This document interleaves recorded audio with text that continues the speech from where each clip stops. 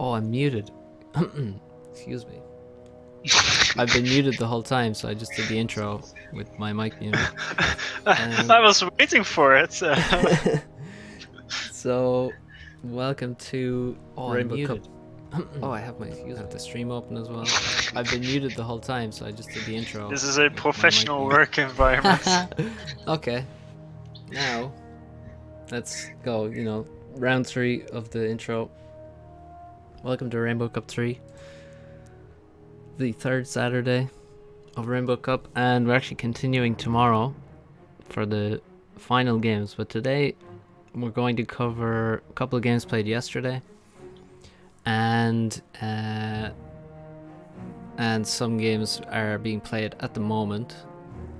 So here we have a game between Bloodeer's team and Swackle's team. Hello everyone, thanks for following Llama Shrimp. Okay, so let's see what the setup is. I actually, first looks, it's improved from last weekend, because most of the time the setup was like one of the AIs would be at the top left, one at the top right, that kind of setup where they're kind of blocking the entire map. But now they're focused in one corner, so you can actually fight over the bottom right corner while the AIs are at the top left. So it's more dynamic of a setup, I'd say. And that's a good point. It does actually make it so that the players can actually fight against other players, as well as thinking about having to deal with the AI as well at the same time. So we got Blooddeer is on the top side. Oh, is that first bomber from Swackle? Nice. It is certainly very early. If it's not first, it's maybe second or third unit out of the air factory. It's already got one kill. This reminds me of some of something FTX talked about. I haven't actually seen it, but like I think FTX tested sending first bomber to one of the AIs, and it almost broke the AI. Oh yeah. It's couldn't deal with the bomber. For some reason, but I don't know the distance where he tested it on, and so maybe it is also map related. And of course, when there's two AIs next to each other, and with a setup like this, you shouldn't move the bomber to the AIs. But yeah, this bomber is really strong. 8 kills. Yeah, he actually killed an anti-air there as well. There's an anti though. And that's all it gets. 8 kills is pretty good. It's definitely worth it, considering the position that he's in. He is in between Sledo and Inspector Cot. He doesn't really need to have any land expansions early on. So yeah, I do not like that he's pretty late with taking the 2 maxes right in front of his base. Yeah. You can just edge build those with the ASU. Yeah, I was about to say that he definitely could have these mechs already. Okay, he's finally going to take them now. The reason why he probably didn't take them yet is because he has a strat wreckage behind his base. Only 500 mans left. Yes, true. But even with that, taking that into consideration, it's a bit weird to not take them as that fast. I guess he wanted his transport that quickly, but I don't see the transport being super strong on this map. No. Yeah, if you compare to Blooddeer, you can see Blooddeer already has a hydrocarbon. He has all the mechs as a long time ago, and he's already got a T2 mech. So Blooddeer's just ecoing quite hard. So Swackle's going to be pretty far behind Blooddeer by the looks of it.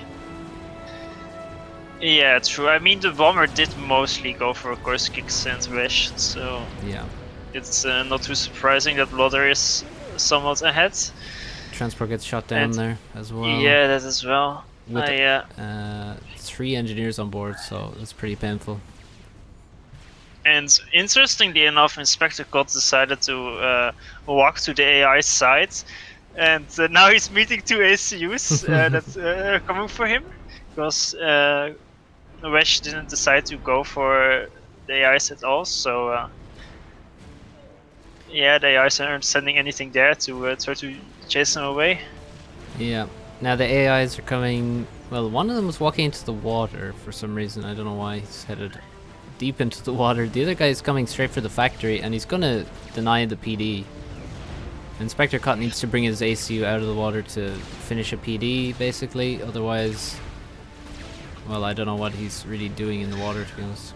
I mean, honestly, I think that attempt to get some footholds on the islands is not the best move to make, because there's not really any gains to get. Like, you can get 2 maxes there at most under your control, and for the investment you get out of it, you're almost certain that AI will try to crush you, attack you. Yeah. And if your opponent isn't doing it, in this case Wesh, then they're both focus their attention on you, and as you can see, there's 2 ACUs because of that. Yeah, it really was a bad investment there, because you can see, I mean, like he built a factory, it's now dead. He built a PD, it's now dead. And I mean, that's a lot of mass just wasted, basically. Yes, I agree. On the bottom side, there's a nice battle going on, though. Slado and Koiskix spamming on the bottom island, and it's pretty even at the moment. I mean, Koiskix got very quickly to the bottom corner, but he didn't really secure it with a PD or anything, so it's been raided now. And Koiskix maybe being a bit brave with his ACU. Yeah, that's very dangerous. But of course, there's water everywhere, but it's... yeah, if he stays close to the water, then it should be okay for now. But yeah, he definitely needs to be careful. He also has no eco really behind his push or anything. I think Slado might have missed his timing. I think he had opportunity to do lots of damage. I don't think he would have been able to get the kill on him, yeah, but certainly he could have done 4 to 5k damage for basically free, and he just comes out and skated. Course kicks, that is. Yeah, there's a lot of ACU movements like that don't get punished very well regularly enough, I feel. That is true. But it's the split decision making that's often. It is quick decisions needed there, to be honest. And it's. Yeah. The issue is that it's, of course, you always have to take in mind that if it fails, then you're just donating units, so you don't. You want it to not fail, and yeah, you don't want to throw away units for no reason. Yeah, and then always... at the other side, it could even be your commander that's taking the extra damage instead of his, so it is high stakes. It's true. Swakkel is here on the bottom, helping Slado get the gun, and so are all these Mantis. I mean, Koiskix has 1 engineer assisting him, which is nice, but that's all. An ACU assisting would be a lot better, and Slado's gonna have this gun much faster. Yes, the main difference so far is that Swakkel walk his ACU here, so bottom left team will be able to win the bottom right island, almost certainly. However, Bloody has quite a lot of navy investment that Swakkel simply doesn't have. Aside from his ACU at the assisting Slado and the first bomber, Swakkel doesn't really have anything going for him, aside from a few Tech 2 maxes, maybe. And Bloody is, meanwhile, on his 9th frigate. He's also making shards, funnily enough. Maybe that's for the AI. Sending random liners and stuff. That might be true. But interestingly enough, Wesh also doesn't really have anything. Maybe the bomber really did a lot of damage to him early on, because Bloody is kind of fighting Inspector God, who kind of went for a sort of attack on the AI, or at least tried to grab some territory. But he still manages to have quite a lot of frigates. That is, and Wesh doesn't have any. Yeah, I'm not sure what happened to Wesh. He did get bombed probably the most out of any of the players on the top team, and also made anti-air. And he made an air factory at the start, so maybe he just had to do too much at the opening and didn't really fix his economy after that. But I'm surprised that Koiskix did actually manage to get the gun, but he's still against 2 commanders, and more units for Slato than there are for Koiskix, and he's just in full retreat now. Yeah, and he's but it attacking is the wrong still, commander as well. Yeah, for a bit he switched up though. Oh, yeah, there we go. Because I think Soko got out of range. Oh, now that's. It's pretty dangerous for Koiskix. Oh, he's lost radar, has he? Because he stopped shooting. His ACU's turned away. Now turns back. Actually, Slato has stealth, of course, so that's the reason he wasn't shooting at him there. I guess that's also the reason why Koiskix was allowed to finish his gun upgrade, because Slato got his stealth. I am not sure if it was a good decision overall. Just rushing in with the gun and the other ACU might have been better instead of getting the stealth. I agree.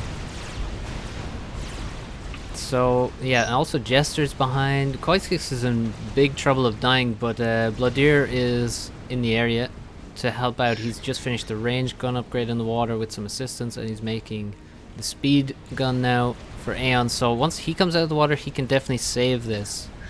True. They still have lost almost all control on this island, but they might be able to fight back.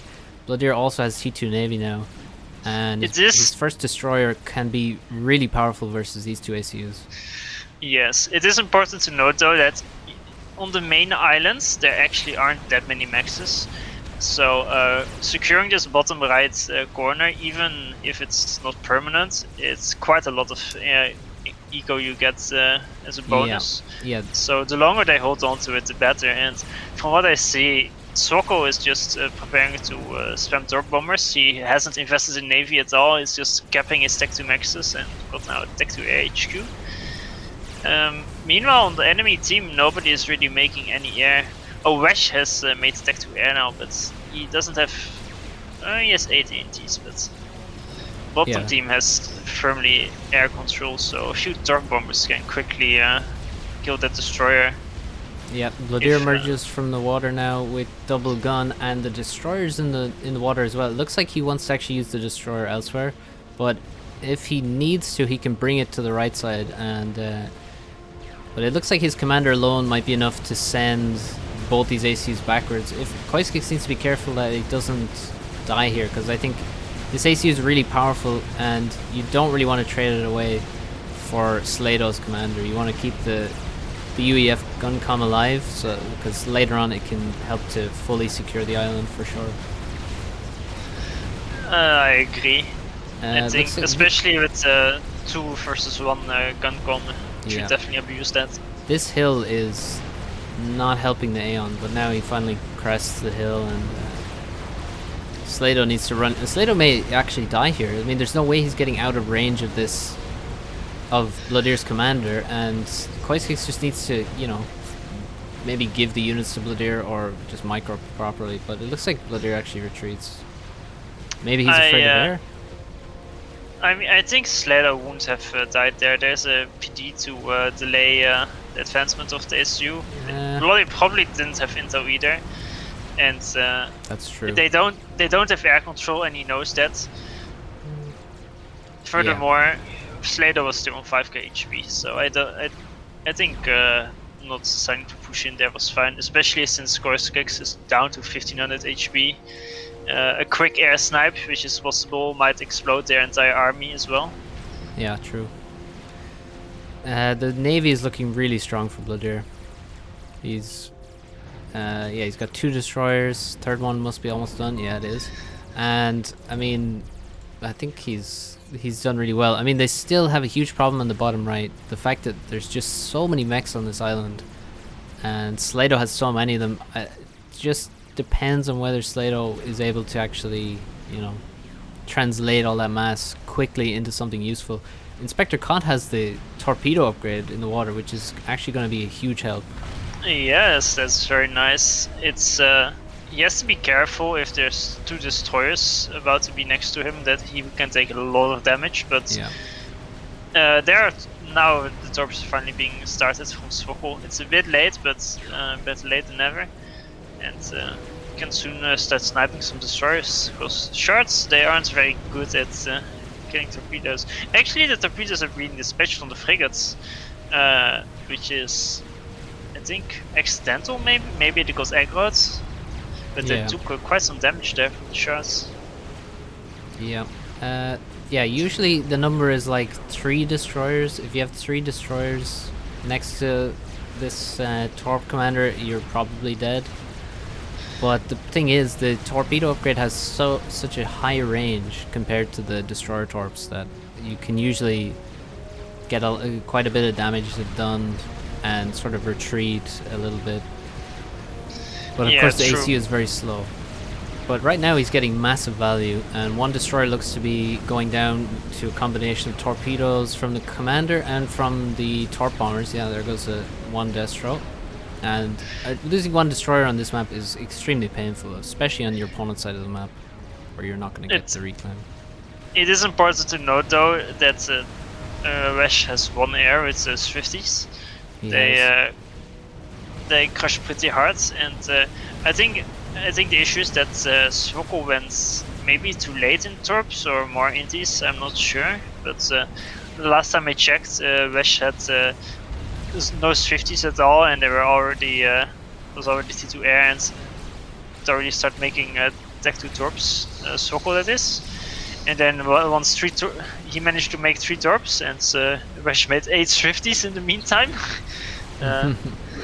Yep. Oh, the Tech 2 Navy HQ for Inspector God is totally getting overrun. Yeah, you see, he had his commander over near his production.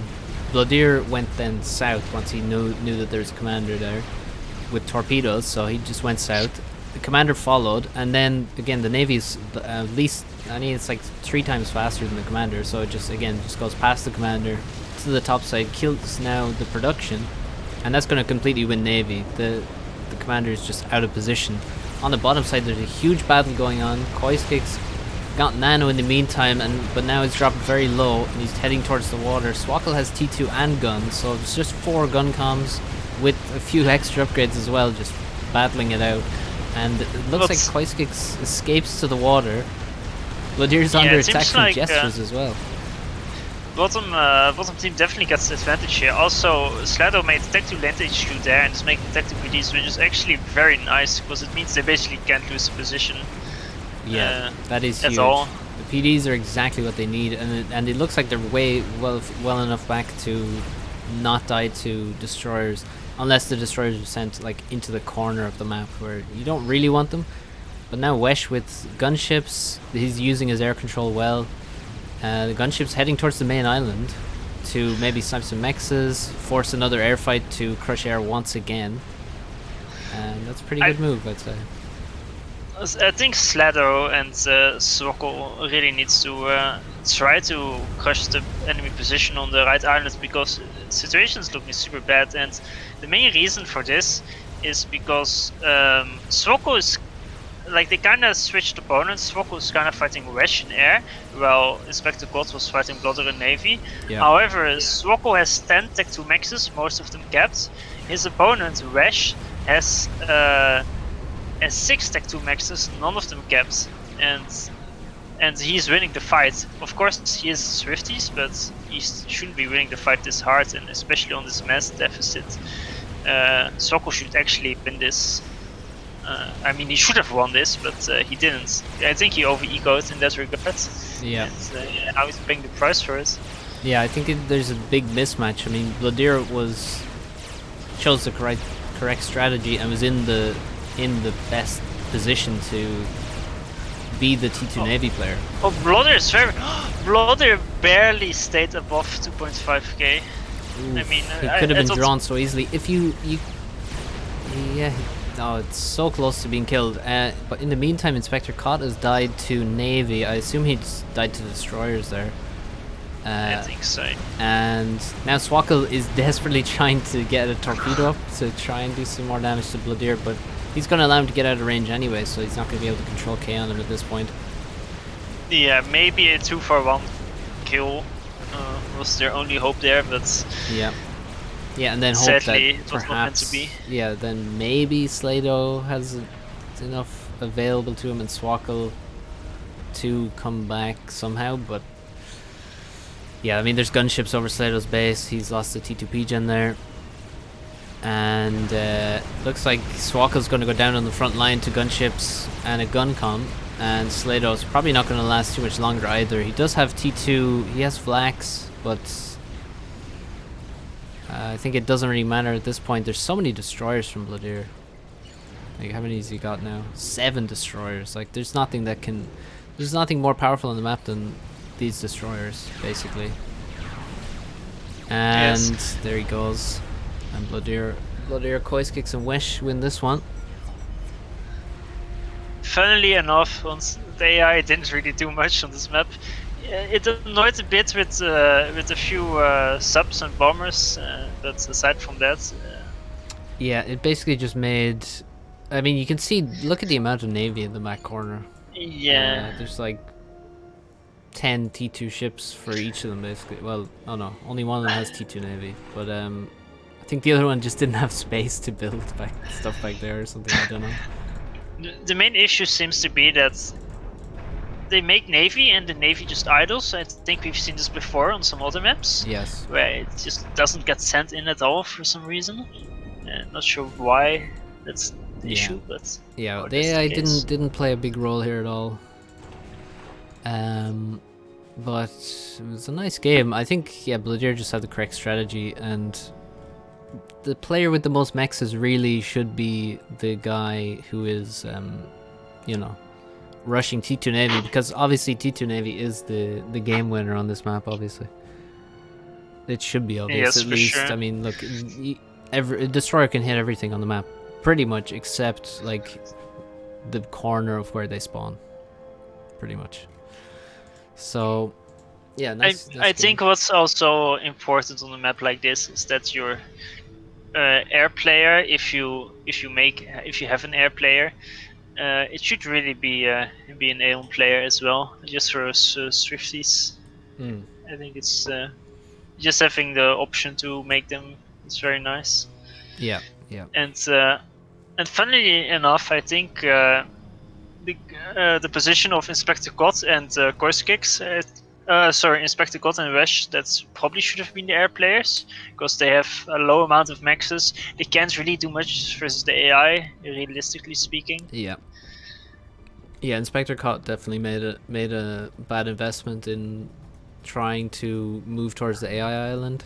Wasted a lot of time and mass there, and then he tries to go into Navy, and it's like he just doesn't have the mass to compete on Navy with Bloodier. All right, let's check out the second game here. Yes. Quickly. So.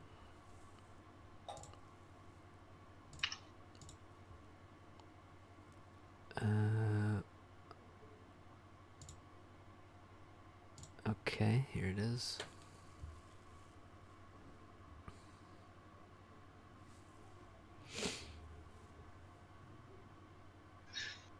Tell me when you're in. Okay, it's just in transit now.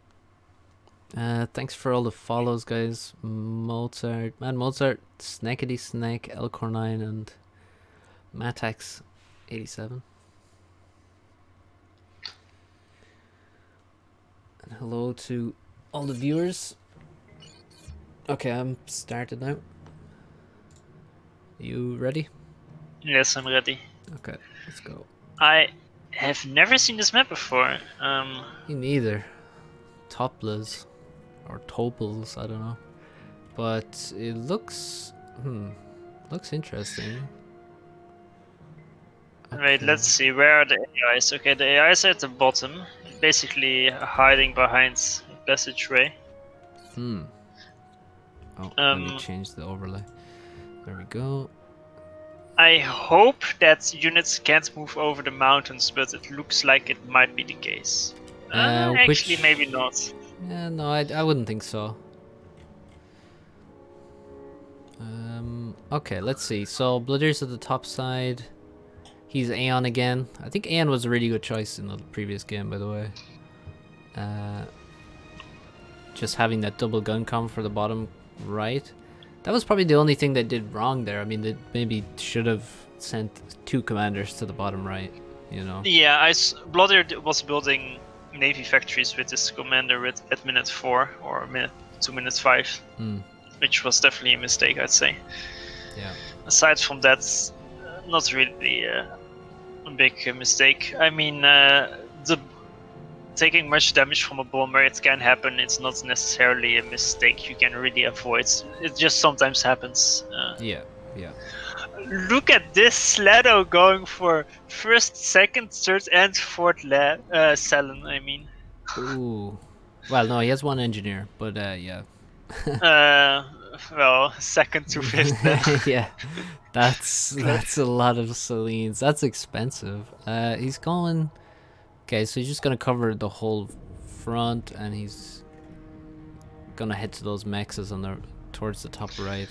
I don't know if I really like that at all, to be honest. Hey, it looks like he is driving over some of these things that look like mountains. Yes, he definitely is. Okay, so this is not real terrain. This is just sort of a coloring. Yes, it's kind of what I was expecting. Since the map looks pretty bare bone, but it is what it is. Okay. There's a lot of reclaim. Yes. A lot of reclaim. Let's see. 88,000. Oh my god. Okay, I didn't think it was that much. It's all the reclaim is in 200 or 300 mass dogs. Yep. There's also trees. Yeah, they also count because every single tree is a tree group. So, but the map is so big on a 20-kilometer map. Everything is bound to be run over, as you can already see by the silence. Meanwhile, Korskik is expanding with his engineer carefully in between the three groups. I'm surprised the silence aren't being sent in to crush some of the tree groups. Yeah, you can see Korskik has like 3 engineers with attack moves reclaiming trees. I think you see the trees aren't very dense, so if he wants to keep doing that, it's gonna be a lot of micro. To keep moving those. He'll probably forget in about 30 seconds now, to be honest. It's not really realistic to keep that up. No, not past like 4 or 5 minutes basically. But he's definitely getting some advantage out of it already because he has by far the highest score of any actual player. Oh, already a pretty big difference. There's a dropout from both Inspector God and Wesh on the corner slots, but the AI dropped an engineer right next to Wesh's expansion. It will be seen though and be reclaimed. Yeah, that's nice. Meanwhile, he'll get some extra mass from the the factory if he reclaims it. I mean, with all this mass on the map. Oh, from the factory, yeah, that's true. Yeah. I was like the engineer doesn't matter that much. And some power. But looks like he's not reclaiming it. Yeah. Bomber from Bladier and a transport, so he's dropping towards the middle where there is a lot of reclaim, and there's also a few mexes. Not too many mexes around this land bridge. So we have land at the top meeting, and we have a land bridge directly in the middle. But the Navy on the bottom side, I mean, that's not going to be too important, the water on the bottom, because that's where the AIs are, I guess. Yeah, both Inspector God and Wesh are dropping in those valleys. How is that how I should call them? You know what I'm talking about. Where is Wesh's transport? Oh, yeah, I guess. Like next to the AIs. Maybe a gully. But there's a lot of mass there, like 3k mass in total to be grabbed. Oh, there is, yeah. And it's not like the AI will take it, so better get it for yourself. Yeah, Bladier actually trying to steal position on the opposite side of the map, but he only has 1 engineer left on his. So I guess he just wants to take the reclaim, maybe hold on to the mexes for a short amount of time if he can. But it looks like Swackle is dropping 2 engineers there, so countered. If he can actually land though, there's still 5 inties from Bladier. The AI comes in to assist Swackle, which is quite lucky. It looks like Bladier is just gonna kill everyone though, by the looks of it. Some of his inties are low HP though. But the transport is gonna sneak past. Oh, it is. And Bladier's building a factory. I don't think that was the right call there. He should have just stolen reclaim, in my opinion.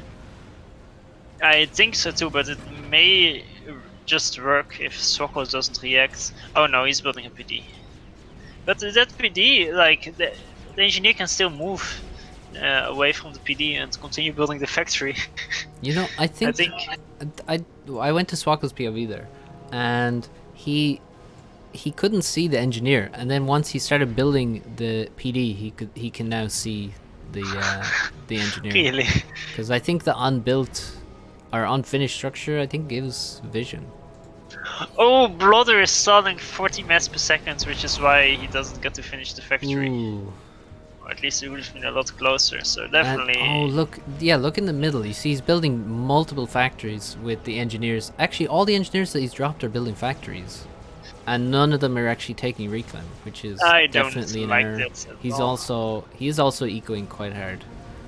I mean, I think ecoing hard is the right thing to do. I looked around for a bit, and of course there's the AIs, but aside from that, there's not a lot to fight over. I guess you don't have that many safe maxes either, but still, it's Yeah. I'd say you can turtle.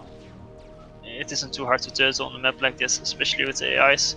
And like you said before, those trees, they look juicy, but first of all, they're all broken already. Second of all, it will take so much time, and also it's not actually like there's that many and they're so spread out. So I think you should just drop around, grab the rocks, and use those to boost your eco. Yeah.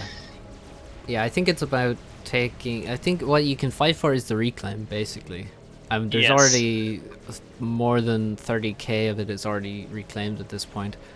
But yeah, like the top right corner, for example, that's 15,000 reclaim right there. So a lot of that is in trees, but I mean, it's still a huge amount of reclaim. There's a few mexes as well, so fighting for those, that position is worthwhile. Elsewhere, I mean, the AI is in the way in the bottom left, and then the land bridge, I mean, it's very small. There's not too much you can do there. So, but some investment in T1 land across the land bridge by Swakkel is fine. But if we look at the eco, Bladir is like capping mexes. He knows what he's focused on. That's T3 air. That's his goal basically, and I think that's correct. I would say for T3 air, his air factory is placed pretty horribly. Oh, actually, it's Wesh is going to be T3 air first, and probably Bladir will also go T3 air afterwards. I imagine. Oh, true. He could go T3 land, I suppose. I guess he's kinda in the slot that has more flexibility, since Wesh is. I mean, I'm not sure if that's really true, because Wesh might have to deal with AI, and then. Yeah, that's true. I mean, if you look, he's very close to the AI, and he's not really protected too well. Like you see those 3 mexes he dropped to? You can probably walk up on those. To be honest, looking at this land here, also looking at the engineer. Actually, there's an AI engineer walking here, so he might know more than we do. There's a Corsair from Inspector Cot, and it's being caught by the AI interceptors and just died. Oh yeah, there's another one actually under attack as well, or it's been locked by the AI. Yeah, so on the top side, Koiskix is just sort of spamming. Koiskix is doing very well versus Slato, using his ladder skills, his 1v1 skills. This is Isn't Slato a ladder player? Oh no, wait, he's a team game player. No, he's a ladder player. He's like 1900. He's Ajax's brother. I said Slato, not Koiskix. Alright, okay. Slato, no, he's a team game player. Yeah, I was confused for a second. Yeah, I know, of course, Kix is pretty high rated in ladder. Yeah. I'm just surprised that there's just so many rocks left, and it seems like at the top right corner, and nobody is trying to manually reclaim them. No. From what I can see. There's also a lot, like, just in front of the bases. Like, say, Bladir's taking a lot of reclaim. He's doing well, but the other guys maybe are a bit too slow, I guess. But yeah, still a lot of reclaim in the top right. looks like Koiskix is working on it now, and if he holds on for another 5 minutes up there, he's gonna have a big advantage in that reclaim. Another Corsair goes down to Intis. Yeah, I'm not sure where. I mean, what's he trying to do with the Corsairs? I mean, it looks like he's hit some T2 pigeons, but he hasn't killed anything, really, has he? Not really, no. There's a damaged T2 pigeon. T3 pigeon is at 6k out of 9k, so almost done. The AI dropped some tanks right next to the upgrading T2 airfac from God. Oh, really? Oh wait, I'm a bit behind. I will speed it up a bit. Oh, yeah, I'm almost at 11 minutes. Cot is just about to start his T3 pigeon. And actually the AI has killed an expansion from Wesh. 3 mexes are dead. And it's just T1 land units basically. I think they just drove up there. I don't think they were dropped or anything.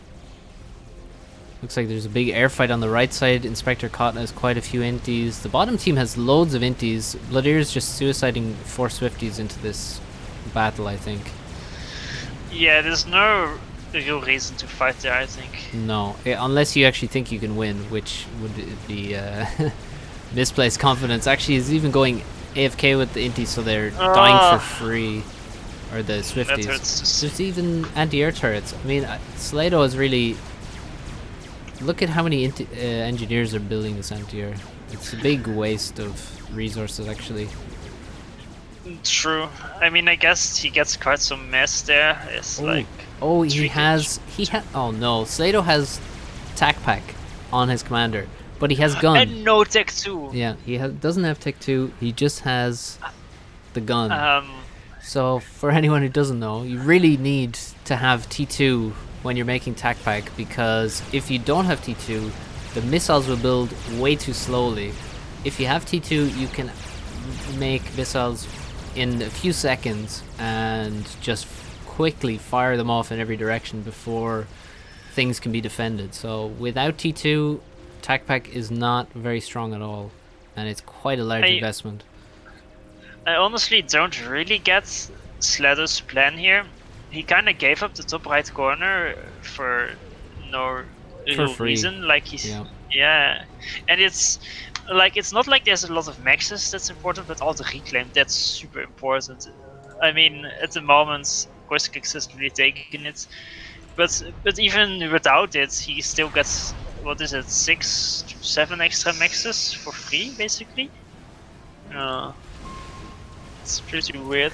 And now that the AI just dropped an engineer in Koiskix's main base and is building a land factory there. With 1 engineer. Also, Koiskix, I think, is failing to get reclaim because he actually had too much mass in storage. So he's not really dealing with the economy well enough, and then by extension he doesn't get the reclaim fast enough. But looks like Wesh has, well, T3 Air looks quite even.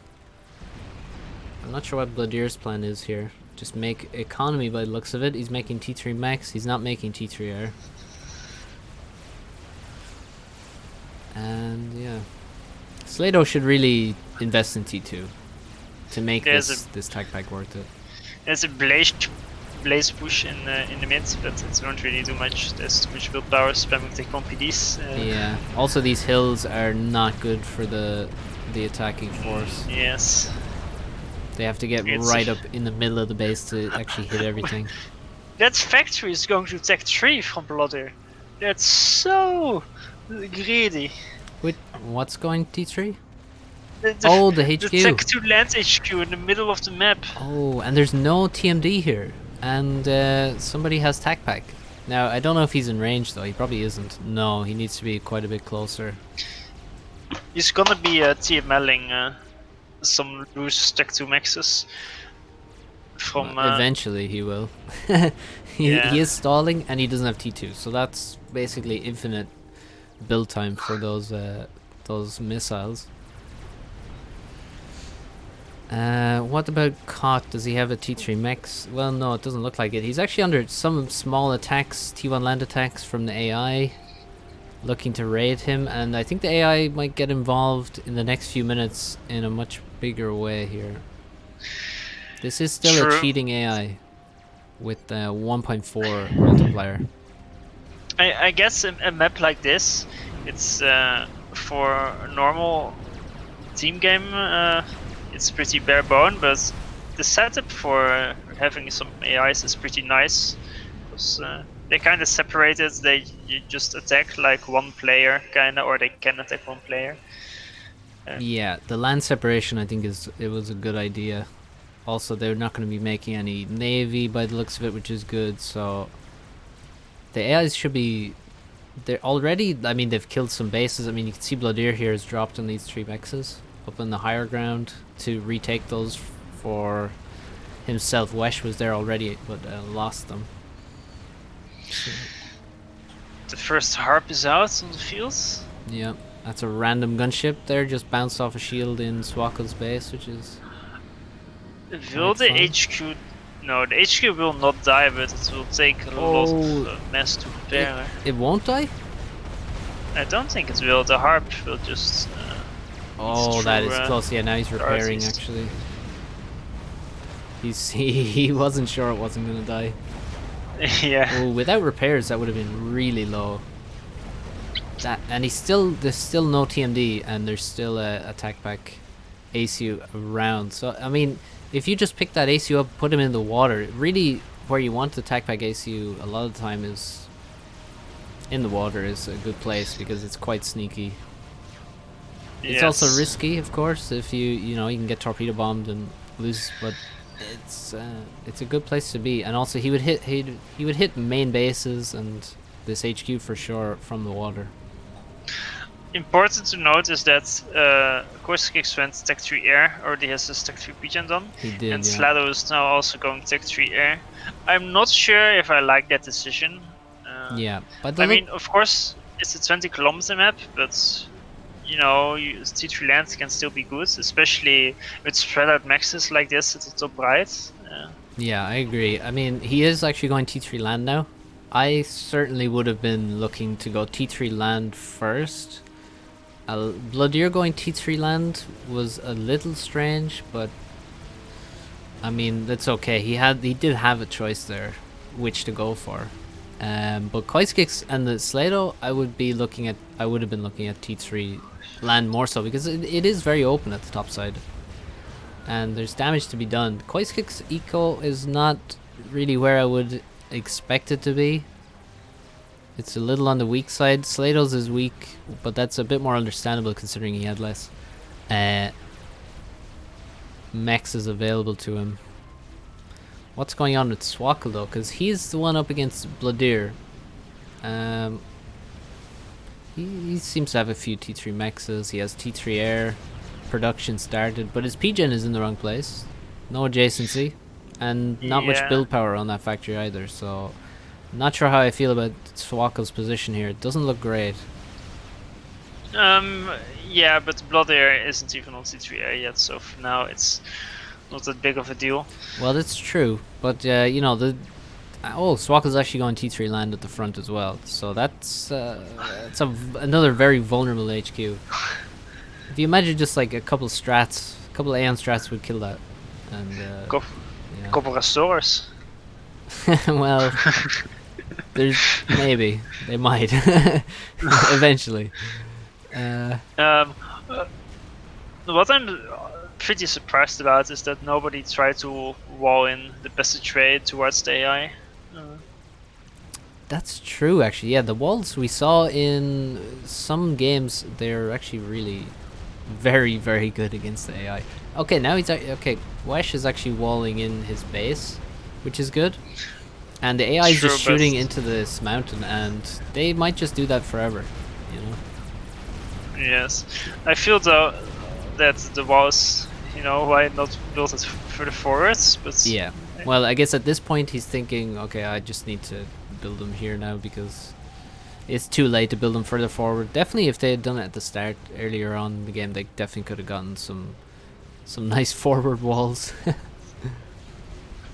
Yeah, I've seen a surprisingly low amount of AI abuse where... Because I remember that some AIs, when they see a wall, they just manually target it until it's dead. Yeah.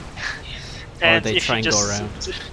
if you just spam walls in front of some PDs, then you farm mass fields and then you just harvest it. Yeah. Something like that I've not seen yet, and I'm a bit surprised about it. Yeah, I agree. There's been almost no real AI abuse. It really feels like people are just... They haven't really... They're more concerned with the enemy team than the AIs in general. So they haven't put... Don't seem to have put too much thought into actually abusing the AI, which you can... You know, you definitely can abuse the AI. There's definitely ways to do it. These harbs, that's a lot of investment going forward, and they're just dying to air. So I don't know if this is actually going to be worth it at all. He may kill all these T2 maxes up here, but Oh, he isn't he pushing might with the not. harps. Oh. No, he won't. And Wesh just lost a few ASF there for no reason. Yes. And the other harp seems to be fighting like AI as well, while also dying to air. So not a good use of the initial harbs at all. If you imagine he went towards the HQ and put pressure there, tried to kill it, that could have been a lot more scary for the bottom team. But with no air support, the harbs can't actually achieve anything. Also with no real pressure on the top side to distract the air. You know, if you present two threats, then you can kind of get away with not having air control, because they can't deal with everything at once, hopefully. But if you're just attacking one place and you don't have air control, it's a mass donation, almost invariably. Yeah, this attack, it only has one flag with it, and it's just not enough to take out all those gunships. No. And there's not really anything to kill with this attack. Like, he pushes in and wins some guards, but there's no maxes to raid, unless you make it all the way to the enemy base. But at that point, even if you kill a max, the amount of mass you donate on the doorstep will be not worth it. Not worth the investment at all. Yeah. Yeah, so those Ilshis, they're kind of annoying, but that's about it. Oh, that's a lot of Corsairs coming in to snipe Bloodier's HQ. Oh, true. And it's still low HP. Oh. From I think it... Oh, it's definitely gonna die. Oh, that's bad. That is a bad loss, and especially given that he gave up those harbs earlier on. Now a large air fight. It looks like Wesh might win this. Oh, okay. I don't think so. Oh, actually, the support ASF coming from Corsica's from the north. That's really helped. Yeah, there is some strange micro there, but actually Cot gets away with quite a few of his ASF, although he should have been destroyed there, I think. Oh, but now Svoko moves in with 4 ASF of his own. Apparently, they're being ignored. Yeah, there they nobody go. wants to kill them. And a new HQ immediately is being constructed by Bloodier, and the AI is doing a bit more annoying things. It looks like Wesh can actually farm the AI on the left side with gunships, which is nice. Oh, there's a mongoose attacking his broadsword there. And at least Bloodier still has some harbs, so he's not going to immediately get pushed. And like he already had a big T3 land advantage, so losing the HQ won't cause him to, you know, lose too much ground. It'll just sort of slow his advantage, which is, you know, still not great, but it's much better than just immediately getting pushed straight after losing your HQ.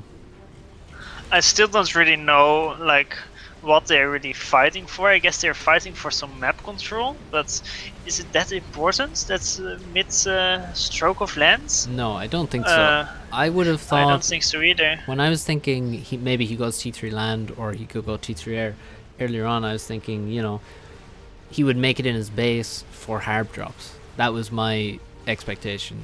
But making it at the front line, and then it really hasn't paid off, basically.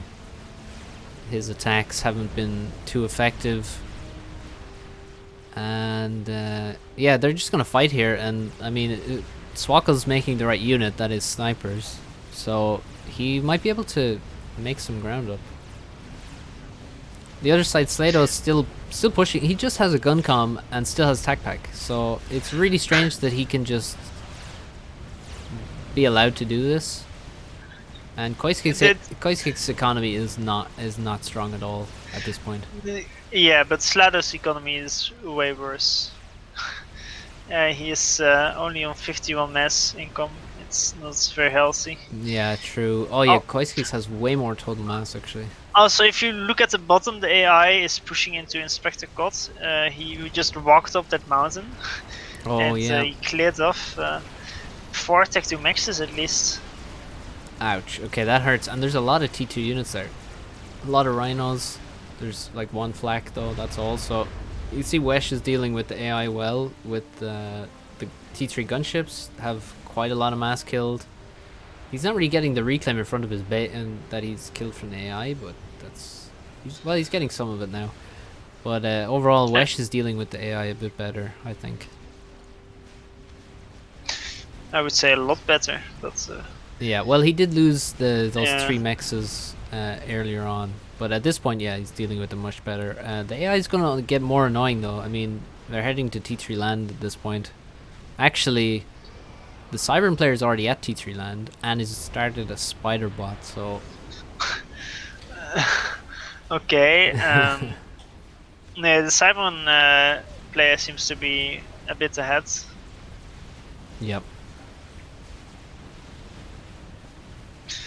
But then again, like the feud, I mean, there's quite a lot of Tacti units that he lost the 4 maxes to, but it's probably shouldn't really have happened if he made some T3 air to defend versus it. Of course, making some T3 air to defend versus it means you have less ASF, but Wesh is doing the exact same thing, and it's on your side of the map, so it's easier to accomplish. Yeah, no, I Especially think since your enemy doesn't know that you're doing it, so... yeah, exactly. Your enemy can't really punish it too much. I mean, there's like everyone is making T3 air at this point. You definitely can have a few gunships at the back of your base, like to kill the AI for sure. But yeah, Swackle using the snipers needs an absolver in there as well to take down the shields of the harbs. Actually, Blitter doesn't go for snipers. He goes for artillery, which seems like a bad decision. I do not like Serenities. I don't like them either, but it's always very hard to make a decision where whenever I'm using snipers versus RTs, I feel like my snipers suck, and whenever I'm using RTs versus snipers, it feels like my RTs suck. Well, maybe it's just you that sucks then. Perhaps.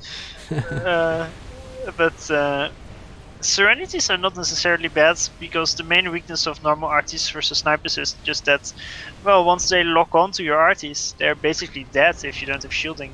Yeah. That's not how it works with Serenities. And even though they are weaker than normal RTs, that extra maneuverability is pretty okay versus sniper bots. Oh, look at this attack on the left side. They're actually attacking the AI with T3 air, which is...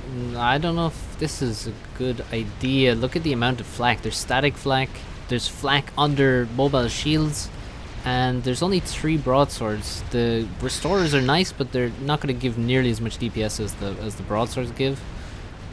Yes, but if they manage to take out the AI, it's good. But oh yeah, they should just snipe the commander. Yeah, exactly.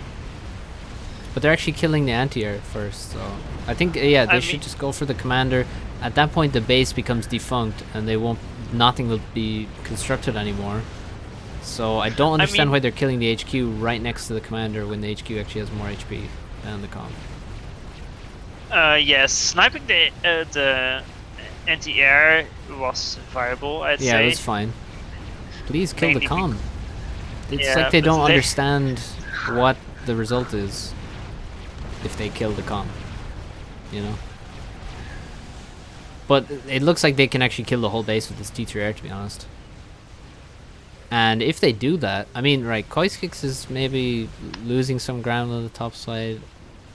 But, I mean, if there's no AI on the bottom left and there is a T3 air or a T3 land AI on the bottom right, like that's going to pose huge problems to the right side.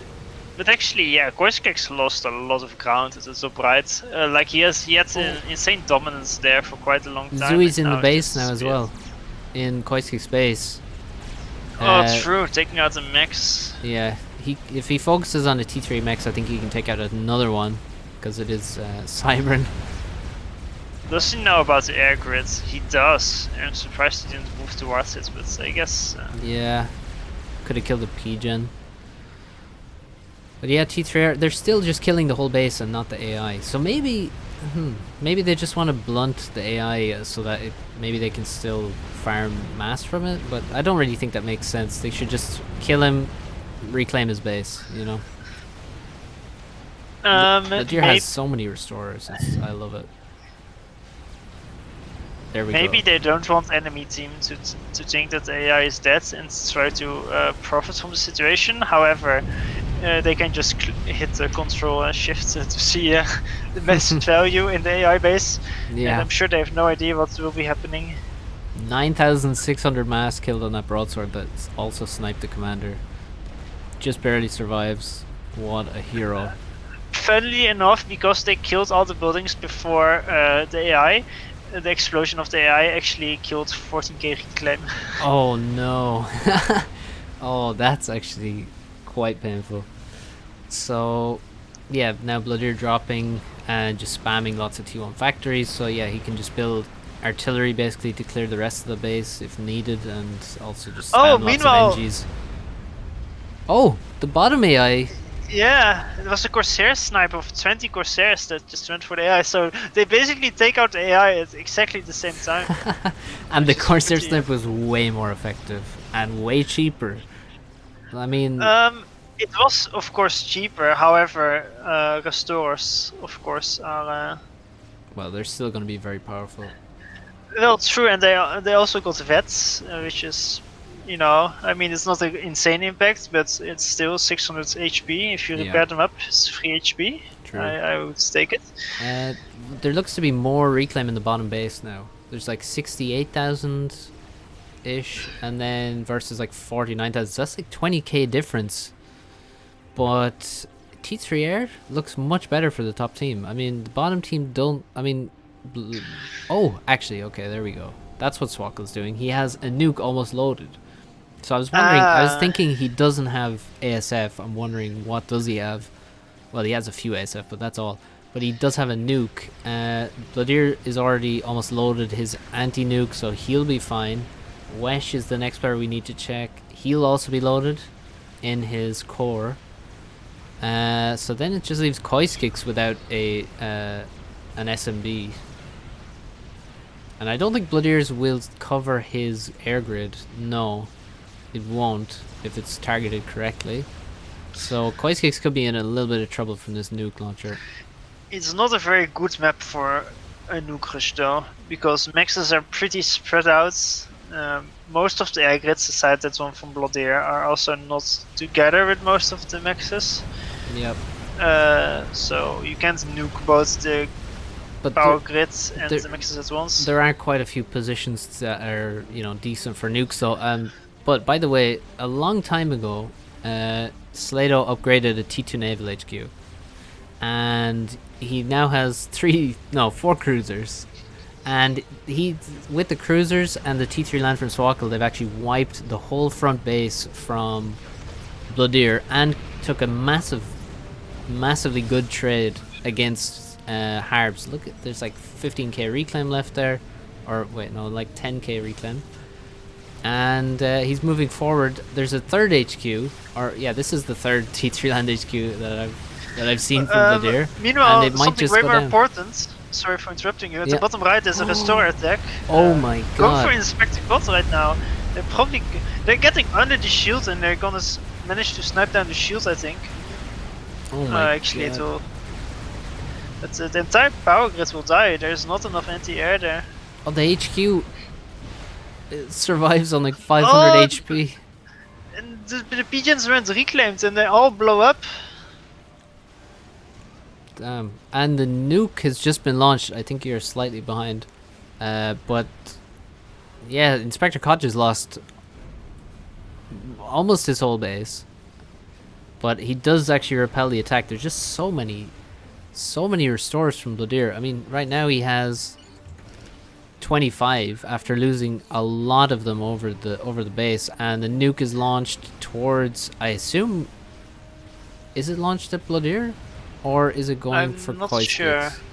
I can't back up, but it's, Yeah, it was launched at Bloodier's air grid, and it's easily defended. I mean, he's halfway to his ooh, second that's nuke, so that's a major not waste. very good. No, Wesh is flying over a lot of cruisers there, taking a huge amount of damage. See, almost every single ASF is yellow now. Oh, That's damn. painful. Cruisers. But here come the restorers. And I mean, surprisingly, restorers, they're not too bad versus cruisers. Yeah, well, they just have if you so just much repair HP. them up. Yeah, they have so much HP they can tank. I mean, there's a couple of them going down here. If they don't follow the cruiser fast enough, then yeah, they're going to take a huge amount of damage though. Oh, this is not efficient actually. The issue on a map like this is that you need to have enough cruisers to make it so that it's not cost efficient at all for the restorers to try to push them. Yeah. Like you need a critical amount. However, on a map like this, you don't want to build too many cruisers because aside from giving you map control, they can't really kill anything because everything is so far away. No, they can just sort of, help with the air control. Bloodier's dropped a little. He's got look at this. He's got a proxy right next to this T3 army of Swackle, and he's just reclaiming T3 mechs like right next to Swackle's harps. They don't have vision of each other. I know. I wonder how much reclaim he can steal with this. There's like 10k just on that screen, just around those T1 factories, so he could actually steal it quite a bit. And now the restorers go in on the T2 HQ of Slado. Is sniping the SAMs actually at the moment. And if those SAMs are down, if you then focus the engineers, you can just wipe out the entire base, I think. Yeah, there goes T3 gen. And another T3 gen going to go down. The restorers are just carrying the game. There's just no respect for the restorers. Like, they just have so much HP, so much anti-air capability that, like, even though they don't have amazing air-to-ground DPS, like, they're so hard to kill. Yes, definitely. And now Strat's coming in after the nuke launcher, I believe. Oh, wait, what? No, they missed. Wait, what? I think he ground fired in the wrong place there. That's the only thing I can think of, because he just missed the nuke and attacked a T2 Pigeon instead. Yeah, I saw. That was very strange. Loyas from... a lot of Loyas, and also a lot of bricks from Koiskix in the top right, and this just looks like there's nothing the bottom right team can do. I don't see what they have at this point. They don't have land, they don't have air. That's a T3 Mex that's dying. And it looks very, very, very bad for the right side. Yeah, the air really made a big difference here. It's after all, it's still 20 kilometers on the map. Air is always powerful on maps like this, and especially on a map with choke points like this. It was no surprise that air was probably gonna be a deciding factor. And the nuke rush, it was a decent attempt, but it just didn't work out. It was too late, too slow. Yeah, it wasn't fast enough. It wasn't hidden. And yeah, it just was fired into an SMD in the end. So, and in the meantime, his opponent is Bloodier, and Bloodier just had, tons of restorers in the meantime. T3, okay, a lot of strap bombers from Wesh heading south, and he's covering them. I mean, they're going to have obviously air control for the rest of the game, considering they've killed COTS production. And they also killed, well, it's now been rebuilt, but, they've lost so much time there. Here come the strats. Yeah, I wanted to say earlier that even when they sniped the grid of COD, it wouldn't be the worst thing as long as he has time to recover. It's just that the team never had the time to recover because of the restorers and the strats, of course. Oh my god. Oh, that's gonna be... Watch what Wait, happens what? there. What? Did you see that? I think they all impacted at the same time. He didn't split them enough. And they hit the actual shield generator structure. and Oh, explode. really? They exploded. All of them hit that, and Cod escapes with Oh, full HP. I mean, I That's guess it's gonna delay the game for a bit longer, but yeah. There's a nuke from Swackle this time again, and hopefully this one hits a target. I mean, like Bloodier has a nice base to kill at the front on the plateau. Wesh has one on the left side which could be nuked with 4 mexes. I'm not sure if the nuke could hit all 4. Probably could. But it looks like he's going for Koiskix. And Koiskix does not have an SMD loaded. He's not even close actually, which is pretty weak. But TML's flying from Slado. He's still firing them. Still does not have T2. yeah, I did. That is probably the worst mistake in the entire game. That ASU could have done so much damage, but it was just mediocre after all. Yeah, even now it could do damage. It just fired at the SMD, dropped a shield. If it, had T2, it could actually already be hitting the T3 mechs, basically. So the air grid goes down for Koiskix, but he still has his SMD, so that's fine. He'll have that. He should have that loaded for the next nuke, if there is ever another nuke launched. It seems unlikely at this point. Yeah, I think I still think that Koiskix and Slalo going T3 air was a mistake. As you can see that the T3 air contribution, actually I guess Koiskix has a lot of ASF, but they don't really matter, I guess. No, his I teammates guess if air was dominated already. Yeah, I guess if it wasn't such a crush from his allies, then it would have been helpful. But I still feel like just spamming breaks would have been way more efficient. That's in retrospect, but so Yeah. no way of saying for sure. Yeah, Restore is now killing more bases. This time the forward base, T3 land base of Swackle. There's just so many. I mean, you can't. Like, how many ASF do you need to kill 30 Restores? It's a lot. It's like at least probably what, like 3 times as many. I don't know if it's 3 times, but it is quite a lot. Maybe less than 3 times, but it's a lot. Alright, let me find the challenge for this. I don't have that link ready. Oh, I do have it. Alright. Okay, so a lot more strats building up here over the water. They're actually already, some of them are quite damaged. But, okay, they auto-attack a T1NG. This T1NG just got strap-bombed about 6 times. And, yeah, Restore is just killing everything. I'm not really sure why the game is continuing. I don't know, is there some kind of snipe attempt from someone? Perhaps Cot is making... No, he's just making T2, so he's not making laser and tele. And even if he was, I mean... Well, Bloodier has a lot of T2A on PDs, so that he's pretty safe. Wesh is in this little pond next to his base. Those ponds are actually quite handy. Koiskix is also in one of the ponds, and I thought that was an air fight, but actually all that air is basically from the top team. Yes. It could have been an even one, but not in this case. At this point, the Restorers are alone are enough to win the air fight. Yeah. Yeah, I mean, Wesh could just make, Restores as well at this point. Oh, no, wait, he's UEF, sorry. But he could just make strats and gunships for forever. And we're really just waiting for the game to be drawn to a close. Also, look at the expansion for Swackle in the bottom left. You can see he just has a lot of T1 mexes. Meanwhile, Bloodier has like full T3 mechs in that corner, except one. He's missed 1 mex for some reason. Probably doesn't need it at this point. He's just been given 11,000 mass as well, so maybe he should make Azar or something, or simply walk into the base. Oh, he's actually nuked Swackle's base.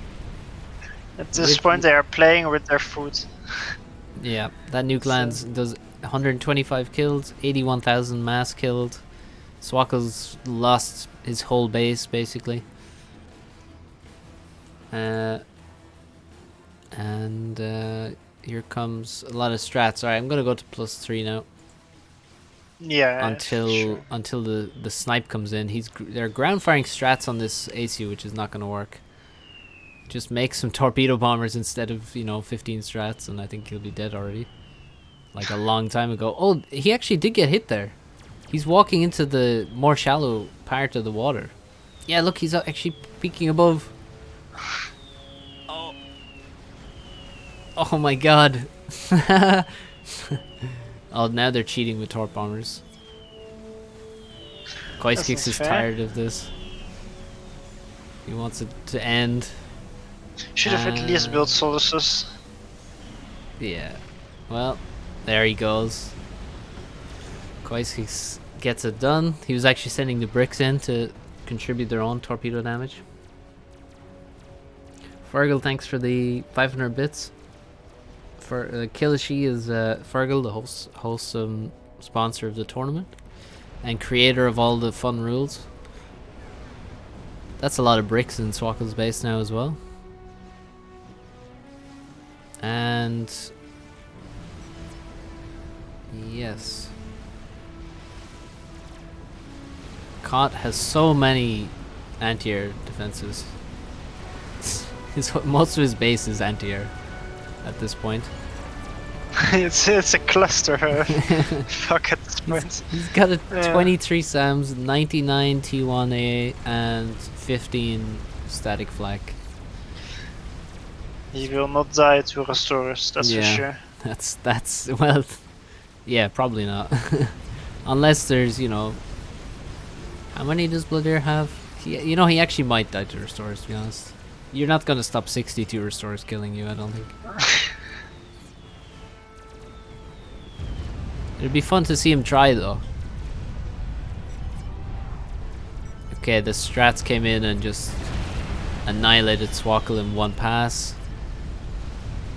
And, yeah. Here they come. And that's it. And there's actually T3 artillery, probably from Wesh, I'd say. Firing at Inspector Kott's commander. Strats come in after the SMD. And there's a final air fight, which, of course, Inspector Kott is not going to win. And he actually just control Ks there. Doesn't wait for the end. Bloodier is just chilling outside with his... Yeah, doesn't want to lose the precious restorers. Yeah. The T3 artillery was here from... I was actually at the front. I was thinking by the angle it was coming from Wesh's base, but it was an Aeon projectile, so... He actually had 1.5 T3 RTs there. Alright, so... That's a 2-0 for Bloodier's team. Yeah, Jared, actually I have to go now. You probably know why. I don't, but okay. Some certain sleep is required. Alright, okay. Sure. Oh yeah, of course. Alright, well Yeah. thanks for helping me cast these couple of games. And Yeah, have fun. I don't know how much else you're gonna do, but yeah, a couple more games I think is what's on the card, so cool. yes. Alright, well, thanks, and I'll talk to you soon. Yes, bye bye. Have fun. See ya. Okay. Let's check out the following games. So I'm looking for a game. Well, first I need to update a couple of mods here, which will take 1 second. And then we're going to be watching a game from Nexus, right?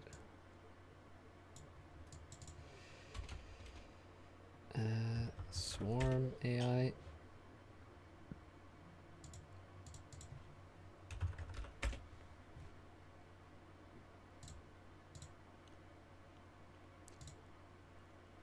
Okay. Let's look for Nexus in the vault here. And we can see only one match today. One match or one game, or let's see. Let's open this game up anyway. We have a game between Bloodier's team and Nexus team. It's up to Pony. What's changed? The main change is there's 2v2 matchmaking now. And in the future there will be, 3v3 and 4v4 matchmaking. But for now, with 2v2, I mean, I think it's bugged at the moment, slightly. Well, but that was introduced in December. I'm sure it'll be fixed very, very soon. So, Hilly Plateau, classic map. And Farms was saying, by the way, that he, well, he just got back from work there, and also he had skipped some sleep there at some point. So yeah, he was very tired.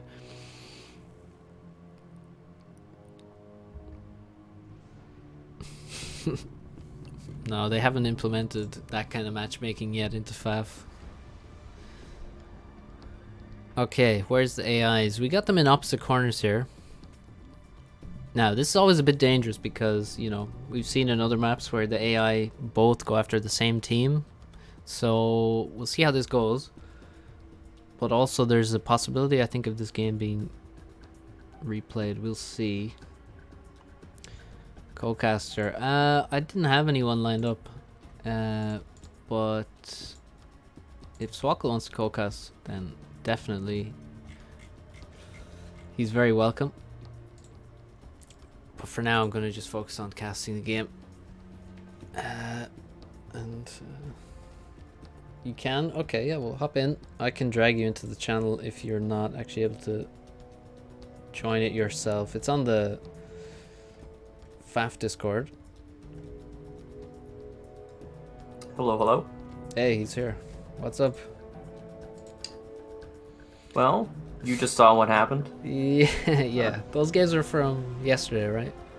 Yeah, it wasn't the prettiest games. Yeah, now we have the awkward moment where, I was pretty harsh on how you played, and now you're here. No, actually, I thought you gave me more credit than I was due, so... Okay. Well, you're up against Bloodier, so it's not exactly an easy matchup for anyone in the game, so... Not terribly. So here comes Nexus versus Bloodier, and... So, have you played both of these teams in the tournament? Yes. Right, okay, lost to both of them. Right, now, which one do you think is stronger then? In the instances where Nexus doesn't die in 2 seconds to an AI, his team is stronger. Okay. I don't know if you saw that Candace game. Yeah, I did. I casted it, and it goes down as one of the best casting moments in FAF for me. When the reigning champion who dropped... Did he drop... how many maps did he drop in lots? Almost none. Exactly basically. 1 to you. Well, no, that wasn't in the actual final tournament, but... So he dropped 0 in the finals, basically. I believe so. And then he dies to AI in the in the tournament the following month. So that's just too beautiful. It's amazing. And here is Nexus at the front. Interesting that he's at the front. Protect is here. Protect is a bit later than Bloodier and Wesh. But yeah, everyone's just going to be stealing reclaim, and then they will proceed to shoot each other, I imagine. So, are you in the game actually? Yeah, I have it brought up in the live replay. Or not the live replay, but from the vault. Okay. Yeah, so I'm at about 342 right now, so... Alright, I'm about 320. I can just sync off what I see on your stream. Yeah, there should only be a few seconds delay, I think. Right, so all 6 ACUs are now arriving in middle. Piku's the last one here. Koiskix is maybe in a bit of trouble up against 2 commanders. Nexus decides to take some reclaim instead of shooting. And these situations, I think, people don't always deal with these in the best way. There's huge opportunities to be had when all of the ACUs are in the middle of the map. So right now, we can see Koiskix moving off to the right to get this reclaim patch, which is quite a juicy reclaim patch, so it's you can easily be tempted. But in the meantime, Piku needs to be walking forward, and you can potentially get 3 ACUs versus 1 or 3 versus 2, and at that point, like, that can be game winning, because, you know, ACUs move at the same pace. They move at the same pace, so you can't actually escape really without, you know, some skillful ACU blocking with factories, or I mean, nobody has units to block with, that's for sure. Bottom team does not actually have units at this point. But instead, Guess yeah. the plan for bottom team is to just give up the center and let top team have it. They'll get T2 guns, secure that for basically the whole game. It's not a plan that I'm a fan of at all. I mean, you Me can see, neither. I like Nexus is clearly leading the team here, so he's like, okay, no, we're not going to just try and attack with our 3 ACUs and push and things.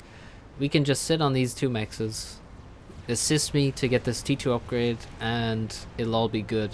Like, once he has T2, he can totally secure the middle, and that's already extra mexes. He's going to deny, well, he's going to keep the 2 mexes in front, deny the mex that Bloodier is standing next to, and Bloodier has no upgrade.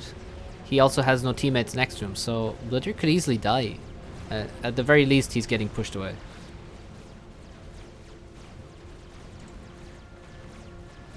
So at the bottom side, the AI is fighting back and forth with Wesh, and AI now sending its ACU forward, perhaps, or not.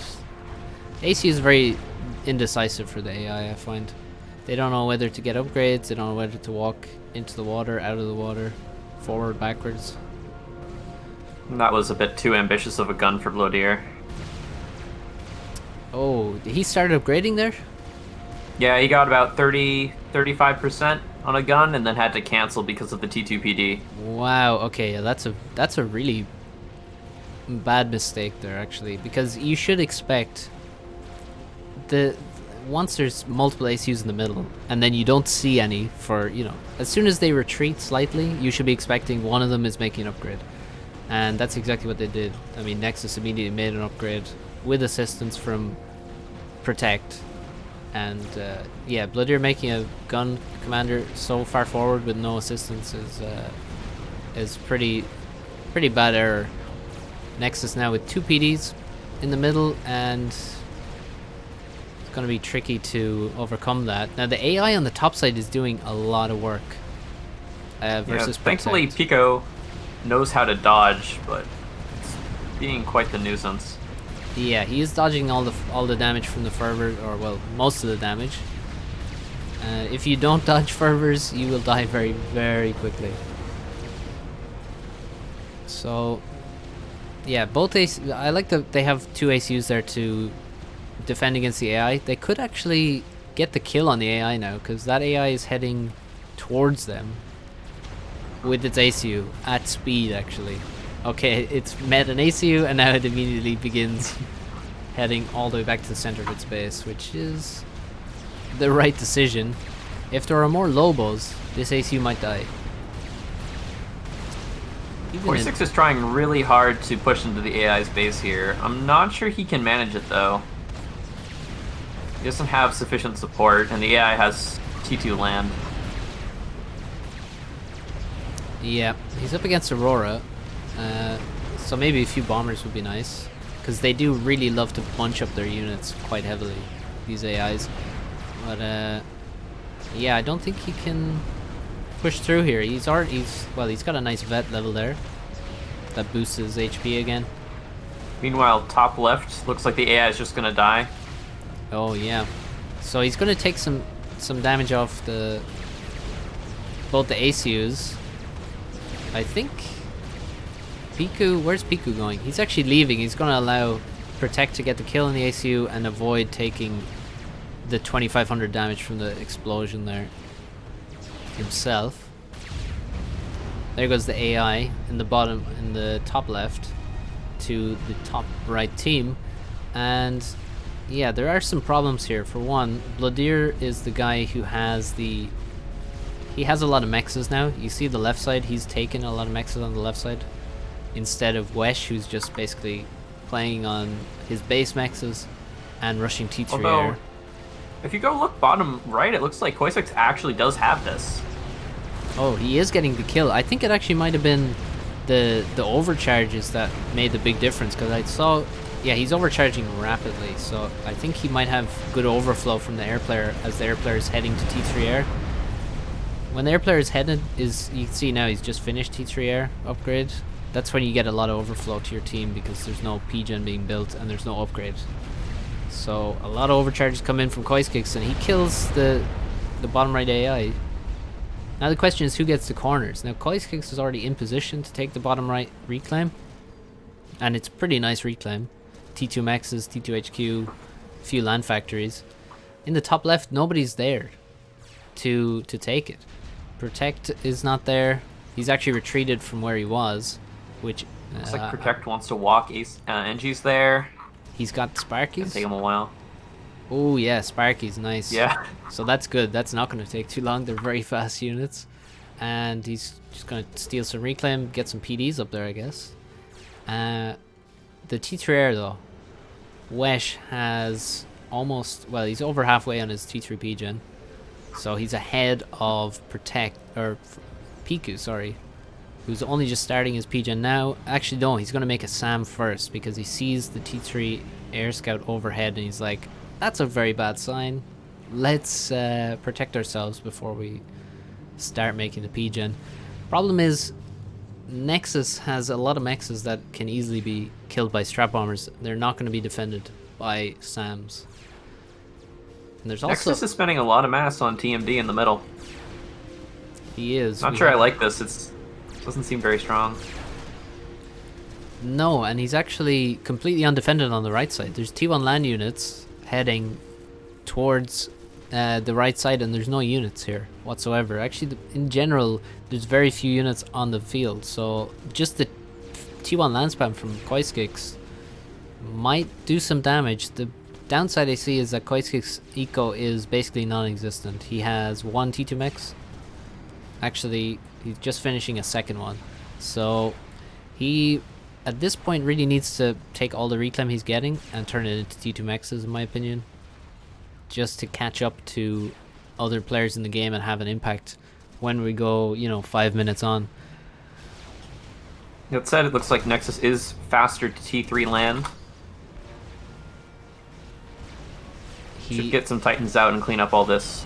True. The aggression. Yeah, the Titans actually will deal with the land on the right side at just the right moment. He may still lose. Yeah, he'll lose maybe one T2 mech by the looks of it. But here comes the strap bomber as well, and it's gonna drop in the base, kills two T2 mechs there and some storages, but now flies. Oh, the SAM in the base is not done. Oh, why is that SAM so slow? I mean, he actually finished the PGen. It much. Yeah, he actually built the PGen before he finished the SAM, even though the SAM was started first. Now it goes down. The strat does, but he killed what, 4 T2 mexes and some storages, so it's okay. It's okay. I'd say that's cost effective. I think it could have been a lot more deadly. Nexus also has a SAM now in the center of his base there. Mongoose on the left. We love to see it, and we do. And still a lot of reclaim in the top left. Protect with no upgrades is very vulnerable. That could have been one position where the strat could have headed and just gone after the commander. Because in that situation, he has no defenses. He can't really. I mean, the Sparkies could help defend. They could try and build a shield, but you can force a good air fight for yourself at least, if you're not getting the kill. Alright. Koi 6 really needs to stop building T1 land at this point, though. Yep. He's fighting A Titans. lot of mass. Yeah, you don't want to Being fight wasted. Titans with, you know, artillery and T1 RD and T1 tanks. They will just run around in circles and dodge most things and kill the units before they can really do much damage. Nice T3 land from Bloodier. And the Seraphim shielding means I think Nexus just has to retreat from this.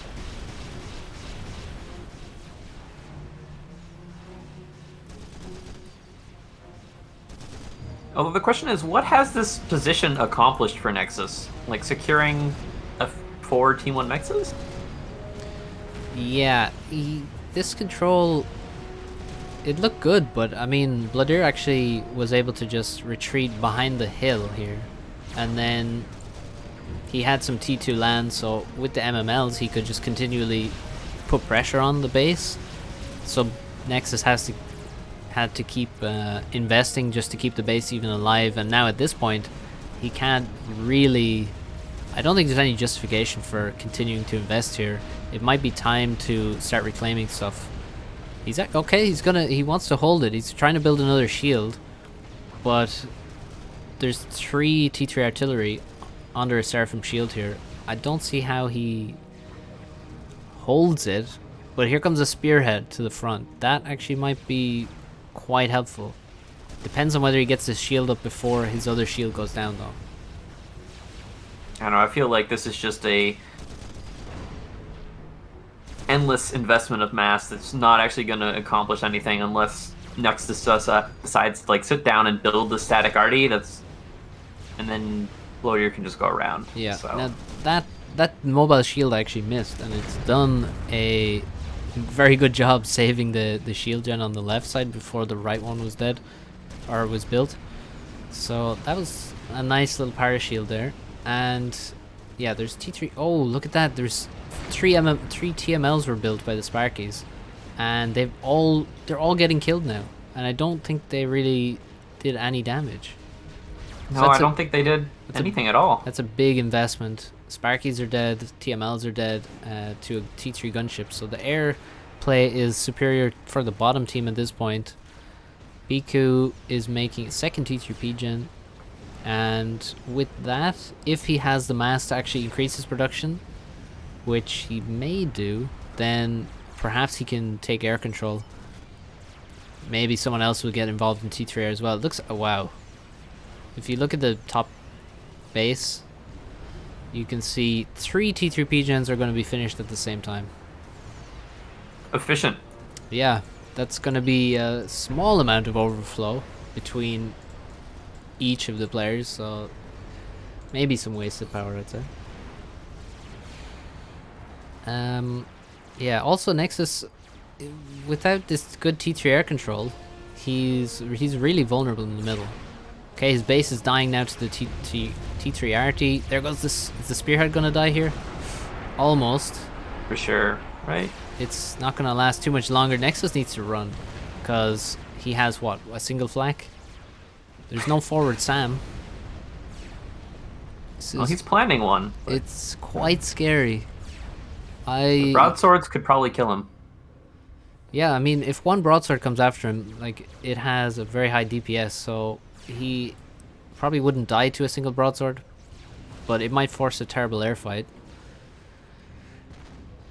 Air looks quite even though at this point. Let's see, Piku has 16 versus, yeah, it's dead even actually, and T3 air. But the top team should have far more energy, so he can probably afford to make, you know, many more. We can increase the air production, that's for sure, with all this overflow. Nexus making. So I have an interesting question. Yeah. If you're Bloodier, you have a lot of T3 mobile RD. What do you do with it at this point? Well, Do you just recycle it? I think he invested too much in it, that's for sure. Like, it was just a T2 base with, you know, what, very little going on, but I think he doesn't have to get rid of it. You could recycle it. You could, and turn it into more economy. That's what I would turn it into, basically. Fund more T3 mexes. That's definitely an option. But at the same time, you could just get a mobile shield, at least, that's for sure. And then you could just, step forward. Like, there's what actually is facing you. There's Titans, right? Those are a I threat. suppose. But he has, he has an Autumn. With a few Autumns, the Titans aren't really a threat. Titans aren't very good versus Autumns. Then the top player seems to have no units whatsoever. Protect. So you could get a mobile shield and go forward with them. Maybe get a T3 anti-air and just start attacking mexes. You don't have to get too far forward to actually hit some targets. But recycling is an option as well. I'd definitely like to see this T1 army be recycled, though. Yes, for sure. They've just fed veterancy to the Titans, but now the Titans may be overextended. They're gonna have to go through their own walls to escape here. Yeah, there's Optims back there, too. Yep. Will Nexus control K the walls? Yeah, he'll make a little pathway, but only 2 of them are getting through. The T3RT is also doing damage. But that's more mass left there. Well, the RD is actually going to destroy the reclaim. Yeah, they did some damage to it. And T2 Radar goes down in the middle as well, so that's some info lost for the top team. They don't have an Omni yet. It's a little early for an Omni, but I guess, well, they have plenty of P-gens. Might be time for one at this point. They're scouting overhead. It's at this point they're searching for, nuke launchers and things.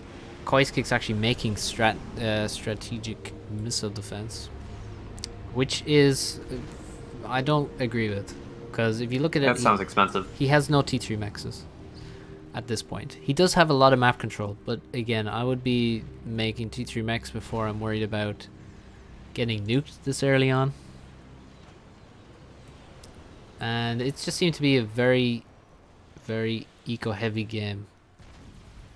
And a very chill game. Not much happening.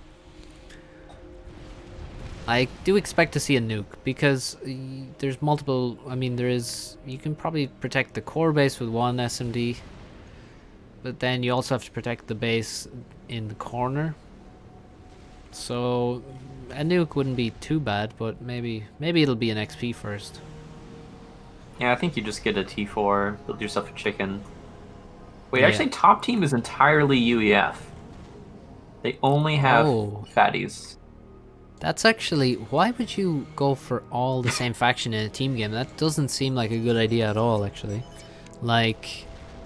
Yeah, you only have fatties. It would be... And they're gonna build a fatty. It's the one thing they can do. Yeah. Well, maybe fatty... Maybe into a satellite.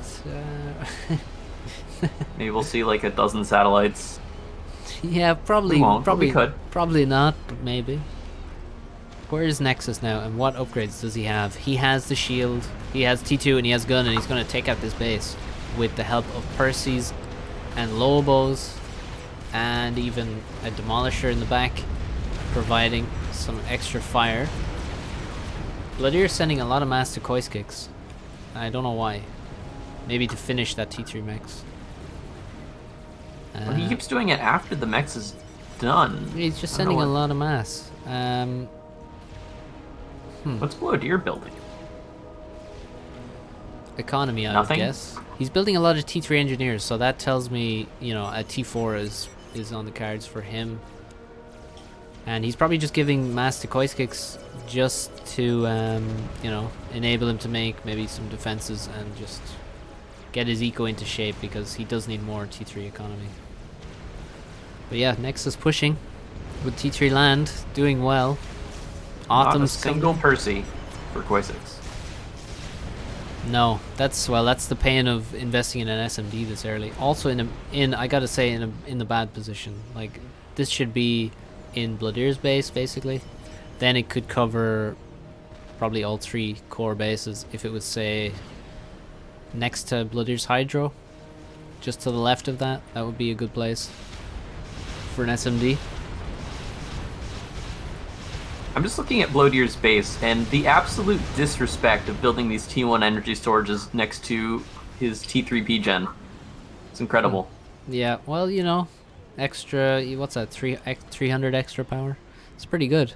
Yeah. That's a good deal. It's explosive, but it's still a good deal. Nexus finishes the fatty with a lot of help from Protect.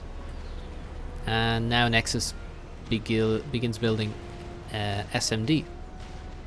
Omni And as what well is for bottom the top team supposed to do with this? The T3 mechs cannot kill a fatty. Well, last I checked. well, you can see Bloodir there is building a chicken bot very, very quickly.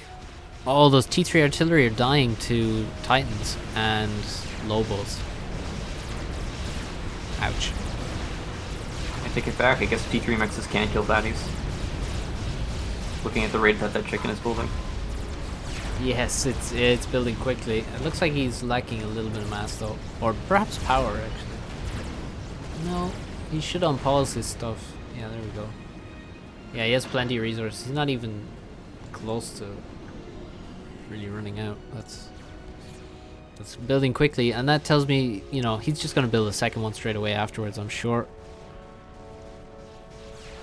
Next, I'm sure we'll just see a lot more fatties, to be honest. And more chickens. Maybe we should see a fatty from the bottom team as well. It's good to have that combo of a chicken and a fatty to work together, I think. Absolutely. But meanwhile, bottom right base is completely destroyed. There's a bunch of Percys and a bunch of Lobos, and nothing that bottom team can really do to fight that. Yep, Percy's just walking through, and there's nothing to stop them. The Titans are really pretty feeble versus Percy's. The range, the Alpha Strike is just so much better when applied against a Titan. And Alright. bottom corner is dead. Chicken is about done. Yep. Now, I mean, Bloatier would like to send this chicken to go clean up perhaps his own side, but he really can't because the fatty is here right now. Yep. There it is. On the doorstep. It's already firing at the chicken bot. Chicken at least has a nice shield for cover at this point, but Nexus is not going to allow this chicken to get into range. Yep, we're already seeing some nice micro. This is one of the things you have to think about, is that when you try and turn the fatty around, it actually reverses backwards before it starts moving away. So if you want the fatty to move away faster, then you should have it sideways to the target so that it doesn't have to reverse and turn the whole way around. It's actually the same thing happens with a lot of different units, like a Rhino for example, or engineers do it. Looks like a big air fight coming up. That is a very big air fight, and it looks pretty even, but who's the better micro? I'm not sure. Neither of them have I kind of like amazing micro. Wesh's micro. Well, they both they just called it quits and just left. That's that's interesting. I mean, that works, I guess. It's one way to have an air fight. Yeah. Oh, the chicken taking a lot of damage from. Well, it's taking a lot of damage from Lobos, but mainly from the fatty, obviously. The fatty also under attack now. I can see its shields getting hit by T3 artillery and maybe some T2 artillery by the arc there. Yeah, this is a massive T2 artillery bank. The fatty will have to respect this if it can't kill it immediately. Yeah. What is that? 6 T2 arties there, or 7? More being built rapidly by the T3 engineers that built the chicken bot just a few minutes ago. But can the Lobos deal with it? Oh, here come the Lobos. Where's the defenses? There's one Otham, which if microed correctly can certainly kill all of the... Oh, the fatty actually kills the shield and now can attack the... kill the engineers. A lot of engineers went down there. Will the fatty survive though? It's still taking shots from the artillery. And some of the artillery is alive. Actually, all the artillery is still alive. The fatty stopped firing at the artillery there for a while. Fatty goes down. The artillery lives, and we need a replacement for that fat boy because all that's left now is Lobos. On the bottom side as well, any of the Percys that were there are now dead in the bottom right. Looks like Koiskix has successfully made a lot of Percys. And this looks... That was very, very bad for the top team there. Yeah, and the chicken is still alive, albeit barely. Yep. There was a really critical moment there where the fatty fired, and just as the shield popped, there were already shells underneath the shield, killed the shield gen, but at that point it seemed like the fatty stopped firing at the base. Now if he had kept firing at the base, he could have killed all the artillery and perhaps survived. But for some reason the fatty seemed to stop shooting, and yeah, he ended up losing the fatty to those 8 artillery. There's now 6 of them, but at least Nexus gets to recycle the fatty, and he is taking a lot of reclaim there with a lot of engineers, so there's still a lot of reclaim there, so he could potentially get pushed off it, but it seems unlikely. And wow, Bladir, this is typical Bladir. He's already going for T3 artillery in this position. Now really? I don't know who else would do this, but surely you have to make another T4. Like, generally, 1 T4 into T3 artillery is not possible on a map like T3 artillery is good here, obviously, very good, but you have to be making multiple T4s before you can consider yourself, you know, properly defended. The fatty wreck is very gone. ambitious. It is, yeah. And there's another fatty done and another fatty planned. So yeah, Koiskix has a very, very nice army though, and he's actually, oh look at Nexus is quite far forward, and you gotta respect Percys when you have an ACU in the area. You just need to step away from these armies, because if Nexus dies, this game becomes very, very difficult for the top team. So he needs to leave. An Omni goes down there. T3 support factory is going to go down. Multiple ones are actually going to go down to the Percys. So this Percy army is really good from Koiskix. Now I guess the fatty will force the Percys back, but not before the damage is done. Yeah, the Percys, some of them may escape here, but you don't last long when you're under fire from Fat Boy. Chicken is covering the front lines, walking left and right, but mainly just killing artillery, so it's not a very effective use of it. At least it is low HP, so you know you can't really send it up against another T4 and expect it to last I mean, long. best case, you just recycle it and rebuild it, but I think it's getting value, just holding the line, not dying to air or anything. Yeah. Right, so the artillery is coming along pretty quickly, but it's so dangerous to rely solely on the T2 artillery base to hold off these attacks. I mean, we saw what happened. There's not enough stuff to screen for it, though. Like, the Lobos can run in. Exactly, and the Lobos may be able to hit it from, like, behind hills as well, potentially. If the chicken goes down next to the base, then, of course, the base is going to be in huge trouble. And the chicken is really the main unit that can defend this base. Koiskix has a lot of Percys, but they're not in position to actually defend the artillery. So with the Percys and artillery together, the Fat Boy and basically all of Nexus' army, because it's almost all of it is his, you can hold off Nexus if you position the units correctly, but the Percys are way off on the right. The center is not really protected. Now here comes the Lobos, and they're going to aim to take out, just basically do enough damage that the fatty can clean up the base. And guess what? There's 2 fatties coming, so they don't even have to do that much damage to soften this up enough to run over it. But are they doing sufficient damage here? Like, a lot of this arty is still alive. Yep, the arty still lives, but there's so many Lobos coming and Percys that if they even take out the shield gens, it's going to be very painful. The chicken takes out a lot of Lobos.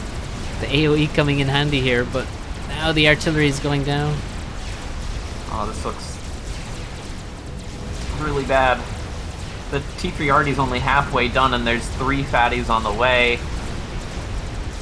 Yeah. I mean, there's a lot of Percys for Koisix. I'll give him that.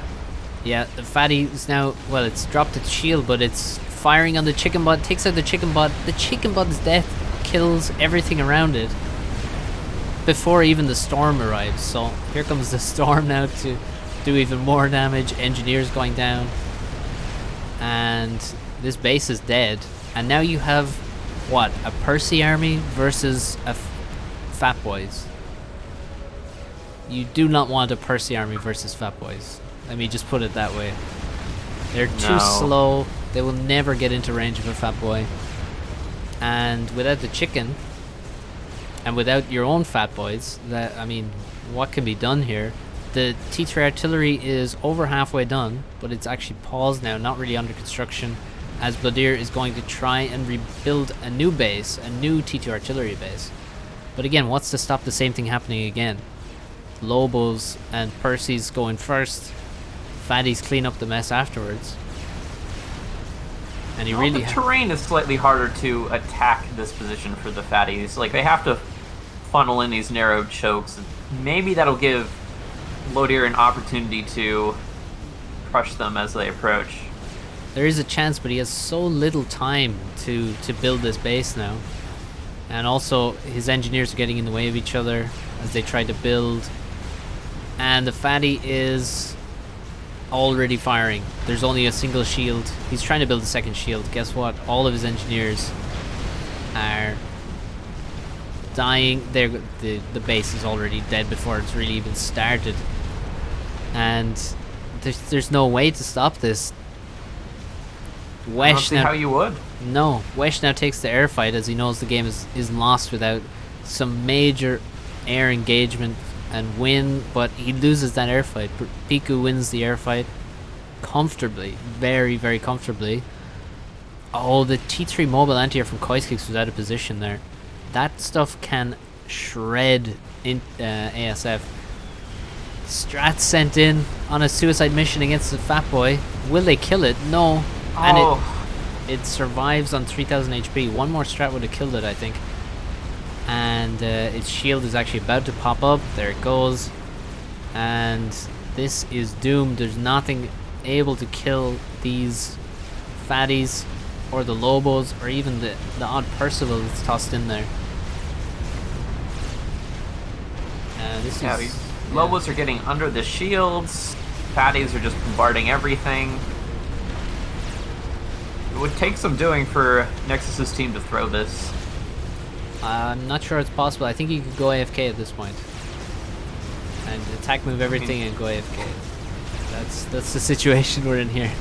And your entire team could lose internet. yes, if maybe the game could crash. That'd be a good one. But that does not happen. And that's a GG. So T3 artillery after one fatty. No, after one chicken, sorry. Not really a good idea, in my opinion. I really did not agree with that decision from Blodir. He put about 40k mass into the T3RD before he decided to pause it and stop. That's almost 2 fatties. Yep. Yeah, I mean, the artillery is around, what, 80k? 75 to 80k. And yeah, it's over halfway done. So huge amount of mass there that contributed 0 to the game. And who's speaking? It's Swackle is with me. So yeah, Nexus just carried there. I mean, he just basically had the better plan here, which was, I mean, you know, make a lot of Lobos, make a lot of fatties, and the Percy army from Koiskix was not very effective. If he had, like, you know, if he went full Titan, I would have been on board, because like the Titans are going to do much better against what Nexus is doing, right? He's making fatties, he's making Lobos basically. Titans are the perfect thing because you can actually get in range of these units and dodge these units, and Bloodier, I guess if he just made some more chickens. The T2RT base is obviously totally fine because of the way the map is set up, but he needs to also protect it with his own units or with Koisik's units, which were, you know, on the right side, which is probably the wrong place to be. But yeah, that's and a well played game from the top team for sure. Nexus, you can see with the most mass by far, 346k total. I mean, like in all his games, Nexus really carried this one, as to be expected with our reigning Legend of the Stars champion. Yep. Yeah, he did really well there. Let's see. Are there more games today? I think that might have been the only one today, right? Oh, no, there's a second one. At least. Oh, there is. Okay, let me see. Well, there's some...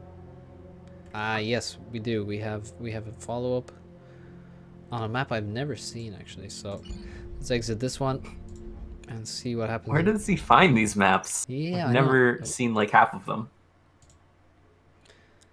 Yeah, quite a few of these I haven't seen though. Have to download this winded path. Winded is not actually a word, but okay. Probably a English second language sort of deal here. It happens. It does. We won't hold it against them. For sure. Wound path doesn't sound so good. Winding path would probably be the one you go for. So what is this map? Oh, winded isn't a word, but winded is. So it's winded path? Is that what they mean? Could be. But it looks like a winding path, judging by, you know, this terrain feature here. Up the mountain. Some very steep cliffs. Yeah, so where's the AI first? So we've got AIX RNG 1.4 is their multiplier, and this is a 20 by 20 map, so again we're on the 20x20s, and the AIs are in the opposite corners basically. If we go to Nexus POV, he's in the back position, and he's got, yeah, there's actually, the mexes are very spread out, so you actually don't have a huge amount of mass available to you straight away, but as the game goes on there's going to be quite a lot. They have some reclaim to boost them at the start though, which makes up for having slightly more distant mexes to expand to. What do you think we're going to see here? Well, it's going to be probably just a T3 air rush map for Nexus and Bloodier, and then we'll get into some nonsense with restorers. I mean, the bases in front are kind of close to each other, so you can see some fighting across these chokes, but I don't know how impactful that will be. Like, I'm not sure you can actually push into your opponent's base here. No. Especially with the AI being able to sort of cut you off. Yeah, it seems quite unlikely that we're going to see too much action in the middle, I gotta say. I mean, the terrain, obviously, it's quite choke pointy in the middle. We have, you know, water dividing the land, and just a few land bridges which are quite thin, quite narrow. Do have a lab there, little mech marine, our favorite lab. Ugh, the mountains are messing with the camera. Yeah, there's a mech marine. I mean, yeah, I think you could make quite a few labs here actually. I love the new mech marine. It's just the speediest guy in the world. Yep. As he should be. Look at those little legs. But he's really working hard. You know, I always thought wheels were faster than legs, but apparently not. So, you know. Yeah, I think you could make a lot of labs here actually, just because there's so many spread out mexes. Also, labs seem to be very effective versus the AI. I've seen the AI get absolutely wrecked by some labs. And that's one of the things Farms was saying before, that people aren't really abusing the AI. That's definitely one way I've seen that you can abuse the AI. So, a bit sad that no one's using that. That bomber just had to climb a mountain to fly over it. Now it's gonna probably drop way back down into the water and then have to lift itself back up again. This is just the nature of air physics in Subcom, sadly. Yeah, look at this. Alright, what if you put a Selene on top of every one of these climbable hills? Well, that would be pretty Just a good. thought. The bomber misses thanks to the terrain. That's quite sad. But he'll get the kill on the turnaround, I think. Not a bad bomber, but it will only get one kill, so maybe it is a bad bomber. Counter bomber from Protect. That might not get any kills, however.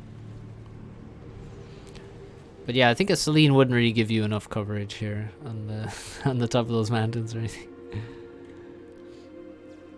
Oh, we got a bomber coming in bottom right from Pico. Yeah, oh, this could be a nice one, actually. Quite a few engineers grouped up here. Can he get all three? Probably not. Oh, perfect bomb. He actually gets all 3 kills. And damage the pigeons, too. If you're really greedy, you'd go around for another pass or 2. Yeah, I would be hover bombing those pigeons. Although it is a UEF, so might be tricky to finish off the pigeons. Actually, yeah, they're not actually damaged enough to be killed by a second pass. Because it's UEF. So, a lot of transports I would expect. I can see Nexus has a transport to the top left here. Bladir expanding quite well and also getting a lot of reclaim. Oh, look at this plateau here. You see where Bladir has a lot of engineers? That is quite a lot of reclaim in that position. Over 3,000 still there, so good job on him, like focusing on that position with a lot of NGs. There's also these interesting little plateaus to the right of that with many rocks, actually 5k, over 5k reclaim there on those 2 plateaus. So dropping there would be high priority in my opinion. And actually, yeah, if we look at the other side, Nexus is there with multiple engineers reclaiming on that plateau. So that is really a good move. Strong move there. I think Nexus's drop is going to give him a huge edge in just the speed at which he can reclaim this top left area. Yeah, the drops on the top side, you mean? Yeah. I mean, Bladir does have a lot of NGs. I mean, did he have a transport? I don't see a transport for him, but it could have been shot down. I think he just walked. Right. Yeah, if he drops on these plateaus here with the 5k mass, he kind of needs to do that, to be honest, because that is a lot of reclaim. So we'll see if this turns into, if this actually gives Nexus a lead. At the moment, Nexus is behind on total mass compared to Bladir. But we shall see how long that lasts.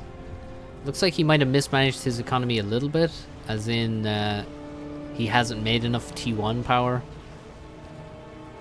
You can see he had his upgrade paused here, and he's building a lot of T1 power at the moment, so maybe he just wasn't ready for the mass. Power stall there, minus 200.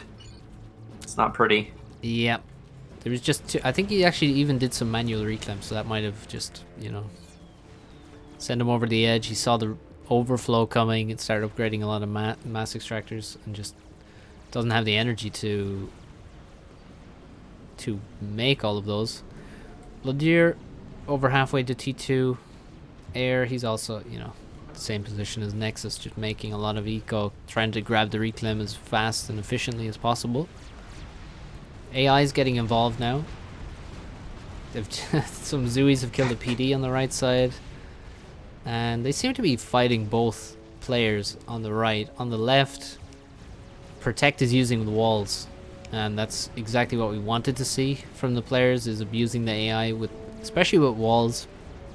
Koiskix is not doing that at the moment, and he is getting There's some infiltrators here, some tanks getting past, looking to raid some mexes and things. So Quake needs to deal with these threats here. And he's gonna try. He's actually But he chilling doesn't in the have a good line of defense. Yeah, this is the thing. If he could... Oh, wow, he's actually... he's actually just lost the transport to the AI there. The AI loves sniping transports. That's for sure. They absolutely His favorite thing in the entire world. And again, when you find things that the AI loves to do, that's where you find the abuses. So maybe there's a way to just, you know, abuse that for AI. Maybe you can send a transport into the enemy base, and the AI will send its air into the enemy base. You know, things like that. Oh, my team figured out a way to do that. What we did on a few occasions was we'd build just a T1 transport and load it up with like a single NG and just park it over our own base with flak and such. And then the AI would send all their air to go kill it. And then the air would die to the anti-air, and then we'd have free maps. Yeah, that's perfect. You see, that's exactly it. Like, once you see what the AI wants to do, then you sort of just work around that and say, okay, well, I can just make it do this and basically turn it into a way to collect free mass from the AI. So that is a nice trick there. Nata's coming for protect. And where's he going to send them? That's the question. I expect it'll be at Bloodier. That makes the most sense, obviously. Bloodier is on the way to T3 air. He's at 70%. He's got 2 T3 P-gens. No, 2 T2 P-gens, sorry. Bloodier's just very ahead of the curve. Yeah, yeah. And Nexus seems to be slightly slower to T3 air, but overall very, very similar. Bloodier has more mass, though. So he had a better opening. He probably didn't stall as much as Nexus did. Also, Nexus has a couple Nathas. Oh, he's been given those by his teammate. So Nexus gets the important micro to do. I mean,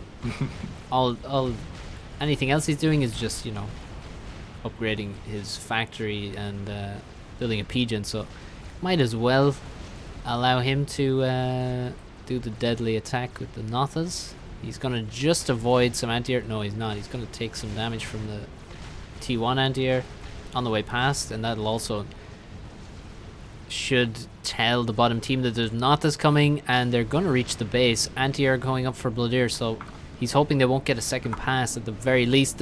The shield is complete just in time. Very nice from Bloodier to finish that shield in time. The Nathas are, well, they managed to fly past, just barely surviving, but wow, there's even more anti-air back here, so this looks like a rather nice mass donation.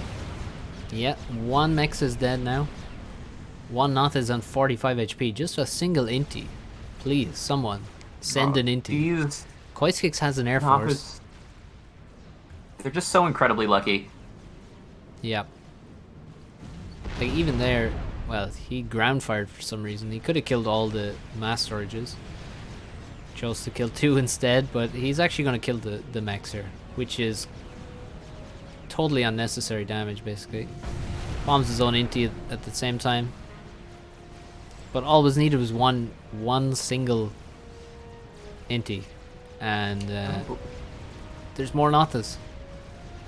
Bloodier just needs to get on voice and tell Koisix to send his Intis to help him out. I mean, Yeah, I guess he's busy fighting the AI's air for the past 10 minutes, but Yeah, he needs to shout Bloodier's eco is not looking great. No, he does have a T3 gen now, so he'll be able to get his own ASF, and his own ASF will have to clean up the mess that his team is unable to clean up for him. But he's lost, what, 1, 2, 3, 4 T2 mexes there. And really, he should have lost 1, I would say. And he lost more storages there as well with that last bomb. Now the strat is out, and it's just destroying Koisix's base. Yes. Oh, is that 10 kills now? Koiskix under taking so much damage here. The mountains are really messing with the strat though. That's a major issue. He feels like he has to dodge in between the mountains to make the strat do what he wants it to. He's dropped on a mech that's already dead there. That's not really what he wanted to do, but yeah, Bloodier has what, 2 ASF now that I can see on the mini-map, so he doesn't have enough. He also doesn't have stealth, so it's difficult to sneak in and get a kill on the strat with less ASF than Nexus. So although Nexus had maybe a less mass in the opening, he has done better in his T3 air transition, probably because Bloodier had to invest in, you know, a shield and anti-air, while Nexus was basically didn't have to waste his time doing that. So the strat is just killing a lot of stuff, killing mexes that are upgrading there. 17 kills, 4,600 mass killed. It's pretty good, and it's still alive. He needs to stay close to it with his ASF though. Bloodier gets in. He's gonna probably snipe it here. That's another dead T2 mechs and a lot of NGs dead. Ooh, Nexus almost saved it with the hovering there to force the ASF to fly past, but Bloodier was watching and gets the last hit in. So good, a very good strap bomber there. I think this all comes back down to Protect's decision to build walls that allowed him to instead focus on T2 air and got the Nothas to attack Bloodier, which delayed his T3 air, and now we have this strat which is winning the game. Yep, and now we have a second strat because Nexus still has the control, so he's going to make use of it. And the thing about it is, you know, ASF were invested to kill the strat, and so that enables Nexus to maintain the air control and allows him to invest in another strat bomber. So the same thing could happen here again. If Bloodier wants to kill the strat bomber and he can't actually win the air fight beforehand, then he has to basically invest ASF into killing the strat, and Nexus may lose the strat after doing some damage, and then can again maintain air control, build another strat, and continue ad nauseum. Oh, Bloodier gets in behind though. Bloodier gets in behind. He knows he needs to win the air fight. Can't just suicide ASF in to kill the strat bomber. But he's gonna lose the fight anyway. Just didn't have enough ASF there. And I'm not. That was a very strange fight actually.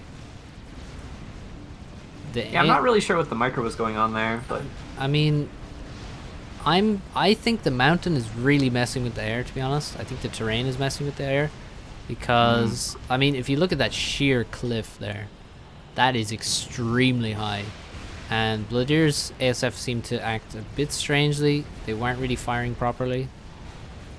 I think Cyber and ASF are actually just way better here because of their homing-ish projectile. Yep. Yeah, you might be right there. Oh, it's hard to track this this strap bomber, but yeah, that's a T1 mech that's killing. Not too useful, but yeah, the air, again, Nexus wins air control, and he's going to maintain air control. And if we look, the AI is well, it's capturing walls at the top left. It's actually capturing Nexus mexes at the top left as well, by the way. Oh, that's pretty good. By the looks of it, the strat continues just killing. Poor Koiskix has been just getting annihilated by Nexus. Another X of Bloodier's goes down. And again, every mech that he loses, and he's lost quite a few, just makes it so much more difficult to ever get back into the air game. He needs help from his teammates. But he really does. Or his teammates need some high-tech defenses to stop the domination of the T3 air. Oh, both the AIs are in the top side. Look at this. They've got Zui spam going on, and they've stolen mexes, and so maybe the AI can bring Bloodier back into the game by attacking Nexus. This is his only hope. Yeah, he's got to rely on the AI. But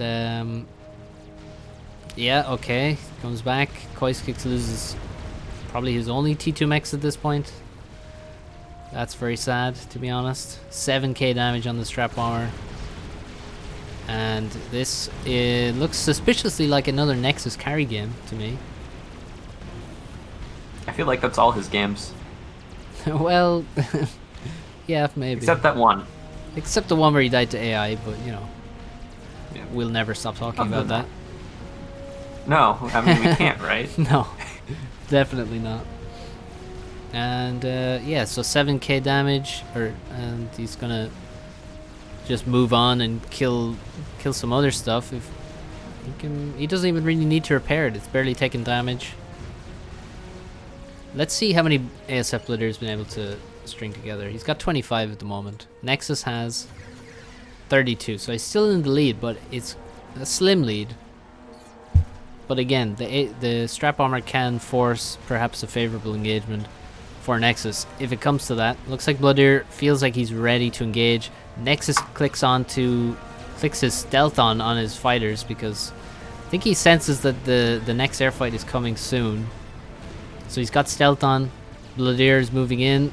Nexus chasing as Bloodir retreats, and that might be a mistake for Nexus. Yeah, okay, he doesn't chase too far because if he kept chasing there, follow-up ASF out of Bloodir's base would go and kill the strap armor, and he may never actually catch Bloodir's ASF. So he chases a little bit, then returns to the strat to defend it. It's now at 9k mass killed. And at some point Bloodir just has to bite the bullet and take a fight again. Unfortunately, he's right next to these massive cliffs again, and I think they really had a part to play in the previous fight. Absolutely, and the bomber's now on 3 vet. There's gunships coming in. He doesn't really have numbers in ASF. I guess he just has to hope for better micro. Yep. The thing about Nexus is, though, he has extremely good ASF micro. I've been in some sandboxes, and it was Nexus basically killing everyone in those ASF sandboxes. So he's not the guy you wanna face in the must-win air fight. No. 15.7k mass killed. 5 veterans. See, here comes the air fight. Bloodir just decides to leap in now, and it's such a mess right next to this cliff again. It looks like he's losing. Bloodir is losing. Yep. Again, I see ASF like not really firing properly, I don't think. Yeah, I think Yeah. Bloodir needed to be Cybran in this game. Just for getting ASF to shoot properly. Maybe. I think, well, I don't know if he really understood just the terrain changes here. I mean, you could see that when I zoomed in there, that basically when the airplanes come down off this plateau, they're down like halfway down the cliff. So it's like the air has to move up and down so much. Oh my god, Nexus has had base. One of his core mexes got captured by AI while he was microing the strap bomber. Man, this AI, it does one thing well, and it's capturing random stuff. Yeah, look, it's queued up his entire base basically to be captured. Whose mexes are they anyway? Well, they're the AIs now, and yeah, the AI was very annoying in this game actually for the side players. You can see, I mean, it's building bases, it's capturing mexes, it's using, I mean, there's Ilshis at the back of where Bloodir's base was, but yeah, very well played by Nexus. I'm disappointed that the terrain had such an effect, to be honest. But yeah, I think still Nexus team had the better strategy. The T2 air from Protect, the Nothas did so much damage to the eco, and also slowed down the T3 air by forcing a shield and a lot of anti-air. Like if you look in Bloodir's base, there's what, 3, 4, 5, 6, 7, 8, 9, 10 T1 anti-air. Takes resources to build those, but it also takes a lot of time, which is not going into building the first T3 gen, getting those first ASF out. So that's why Nexus had air control, and he's good enough with T3 air to basically make sure that advantage doesn't slip away. Absolutely. The Nothas were just game winning. Yeah. And because of them, the walls were game winning. Yes, the walls were great. Even after they got captured, they still blocked enemy units, right? Yeah, I So, mean, it's still doing its job even if it's captured. yeah, exactly. So, I think that we don't have any more games today. Yeah, there were some scheduling conflicts. I don't know if you were reading the chat. I'm checking out the stream chat now. And, oh I yeah, meant Fergal's here. the IRC chat. But Yes. yeah, it looks like the games are getting postponed to a later date to be Okay. determined probably tomorrow. Right, so if we look at the challenge, if I... Where is it? Here it is. We can check out what's left. Why not YouTube? This is the official FAF Twitch, so this is where we're streaming. I'm not streaming this on my own YouTube channel. This is kind of we're trying to make this into some kind of, you know, good Twitch channel, you know, try and build it up a bit. Sorry about some of the lag. I can see I have dropped some frames. But yeah, apologies for that. That's basically on my end. But yeah, we have the finals at a date which seems undecided just yet, but Nexus team is in the final. They already lost 2-1 to the players, and yeah, so the final will be Nexus versus Nush Hoobs. This is Wounded Elk's team versus Nexus team, basically. Yeah, it's just an incredible team. Which one? For Wounded Elk. I mean, Nexus's team is Nexus with some supporting players, but like every single player in Wounded Elk's team is strong. Not Nexus levels of strong, but no, they can hold their own. Who's it? Wounded. It is Arch and Limes. Limes. Yeah, Limes is the third player. Yeah, it is a definitely a strong team, a very well balanced team compared to some of the other teams, like where there's one definite carry, but yeah, strong overall team. So, but yeah, that Wounded Duck team beat Nexus's team in the semis, and Nexus came back through the losers bracket to get into the final again. So we'll see if he can get revenge. And we shall see. I'm just waiting to see. Fergal, is the final on tomorrow? Is what I'm interested in. I'd like to be able to tell people when the final will be on here. Are these going to be uploaded? They'll be available on the Twitch channel, and I'll probably upload them to my own YouTube channel as well, and maybe they'll be on the FAF YouTube channel as well. I'm not sure about that though. Although we can tell them that next week it's a map gen tournament, and that will probably be streamed somewhere. Yes, map gen tournament. Is that 1 versus 1? It's 1v1 on various map gen tournament sizes. Right. I'll be playing in it. Nice. Lots of people will be playing in it. Yeah. It has like double brackets. Okay, is it best of 3? Yeah, single elimination though, so it'll be a bit rough. Okay.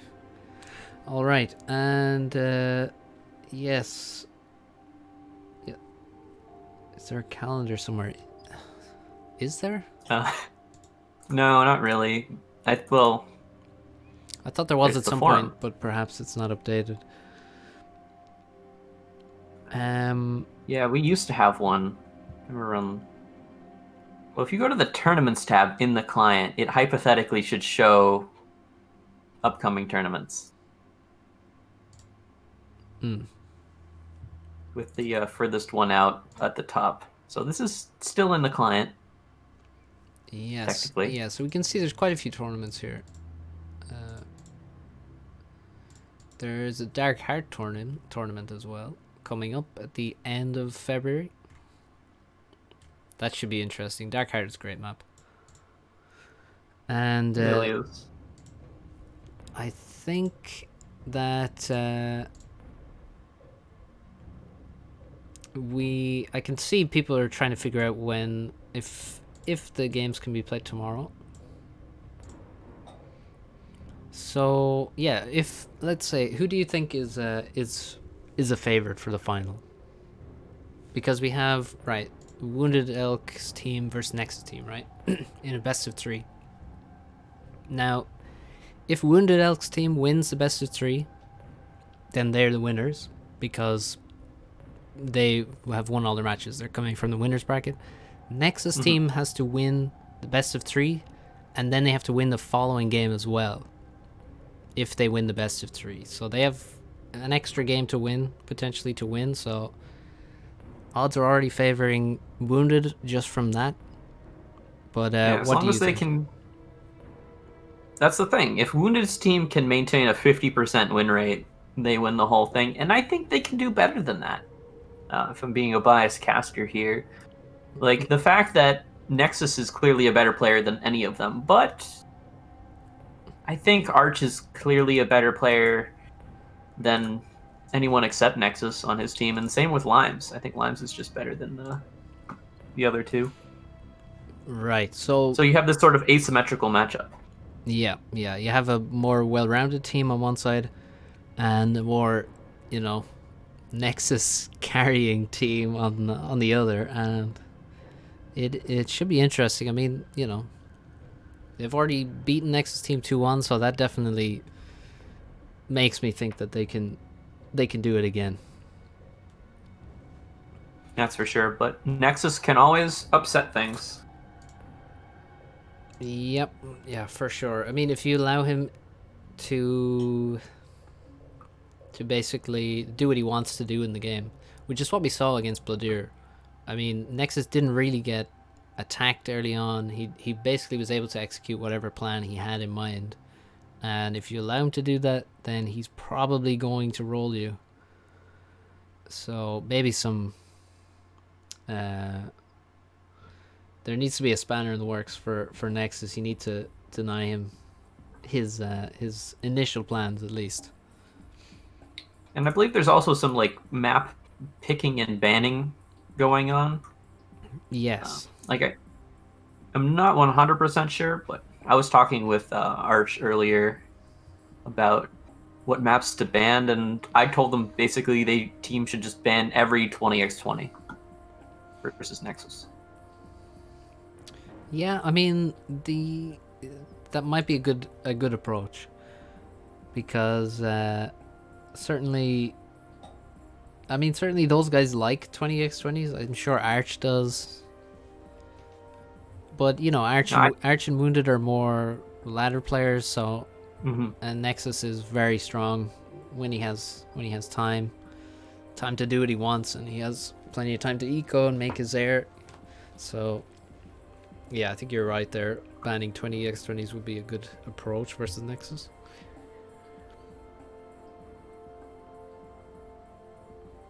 Yeah, I think you just don't give Nexus space. Maybe the AI will kill him for you, but probably not. Yeah, the AI has been toned down a little bit, so it's more of a nuisance rather than a brutal crusher, as it has been in certain maps in this tournament. Oh, person in the chat brings up a good point that I didn't notice until now, but the Dark Heart tourney actually starts very late. I don't think people have really realized this. Does it? How late is late?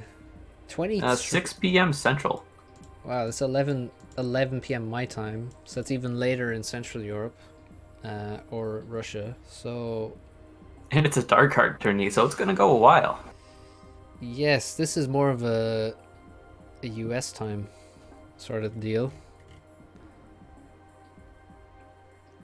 So, yeah, people should maybe double check there on whether they're actually available at that time, but yeah. Although thankfully,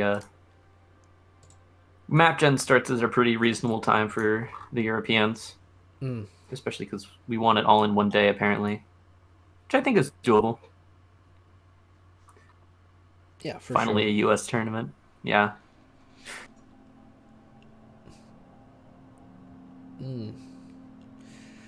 So it looks like we may have the final tomorrow, by the looks of it. But Quite late tomorrow. Yeah, so I guess people weren't expecting to have to play tomorrow, so you know, other All right, plans are there. skeptical. Well, there shouldn't be These too many will, games. There's a minimum of 2 games tomorrow, maximum of 4. Yeah, but you got to remember that 1800 UTC is quite late in Hong Kong. True, Arch is quite a far way to the east. Nexus says he wasn't expecting to play today either. Yeah, well, there's a lot of games in this tournament. Two days was not ever really plausible, to be honest. How many days have had games from this tournament? Like at least 6, right? Well, yeah, there's been some games played in between the Saturdays, so yeah, there's been quite a lot of play, various times. So yeah, at this point, I don't think I can definitively say when the finals are going to be. So we'll have to basically update you via the news, I guess, on when the final actually is. Hopefully I'll be around to stream it. If not, I'll have to find someone else to do it, I guess. But I think I should be available. And without Arch here, I don't think they can actually decide when the games will be, to be honest. So I think we might leave it here. End the stream. It's been almost 3 hours, so, and we've had 3 casters, which is great. Thanks for casting with me, Swackle. Always a pleasure, Jagged. And thanks to Farms as well. Hopefully he's getting some rest. Sounds like he just went to bed. So yeah, thanks to him for, you know, helping me even though he was wrecked tired. Yeah, Poor guy. Thanks everyone for watching. Thank you, Fergal, once again for, you know, hosting the tourney, putting up the significant cash prize. There's 1,200 US, isn't it? That's a lot of money for a tournament on FAF. 1,200 US, and so some players will be getting paid for, you know, 3rd place that they've achieved already. That will be Bloodeer's team. And all no 4th place prize. Is there not? There's not. Ooh. So I'm out of luck. Sorry to hear that, Swackle. And the worst thing is you would have put it back into more tournaments, probably. I really would have. Well, that's unfortunate. Okay, 3rd place got $180 plus an avatar. I'm wondering what the avatars will be. They should be. I think they're stock. Yeah. They won't be. The 1st place you get a unique avatar. But let's say the 2nd place you get an avatar at $360. So that's what? 100. Oh wait, how much each? 120 each. Yep. 1st place, $660 and a unique avatar, $220 each. That is pretty good going for a tournament, a team game tournament. And yeah, big thanks to Fergal. Flatter prize payouts, please. Well, you see, if you go flatter, then you know, there's transaction fees, and you're splitting it between 3 people as well. So, you know, there's a limit to that, to be fair. Yeah, 3rd place is actually $60 for times 3. So yeah, $60 each. So still not bad. That's pretty good. And That's a lot, really, for a tournament in FAF. it is, yeah. Yeah, so thanks everyone for watching. We'll try and keep you updated on when the final games will be. But it may be tomorrow. And if it is tomorrow, it'll be, 6 or 7 p.m. UTC. So that's the story as of now. Thanks everyone for watching. Thanks Swackle. And thanks for all the follows on the channel, guys. Click follow on the channel. We want to try and make this into a channel where we can, maybe get some more exposure on FAF and get more people involved and host all the top tournaments of FAF here. It would be nice to see. Yeah, and hopefully other casters will also cast on this channel, not just me. We have other casters? A few, there's quite a few around that could hop on. And yeah, thanks everyone. See you next time. Have a good one. Bye.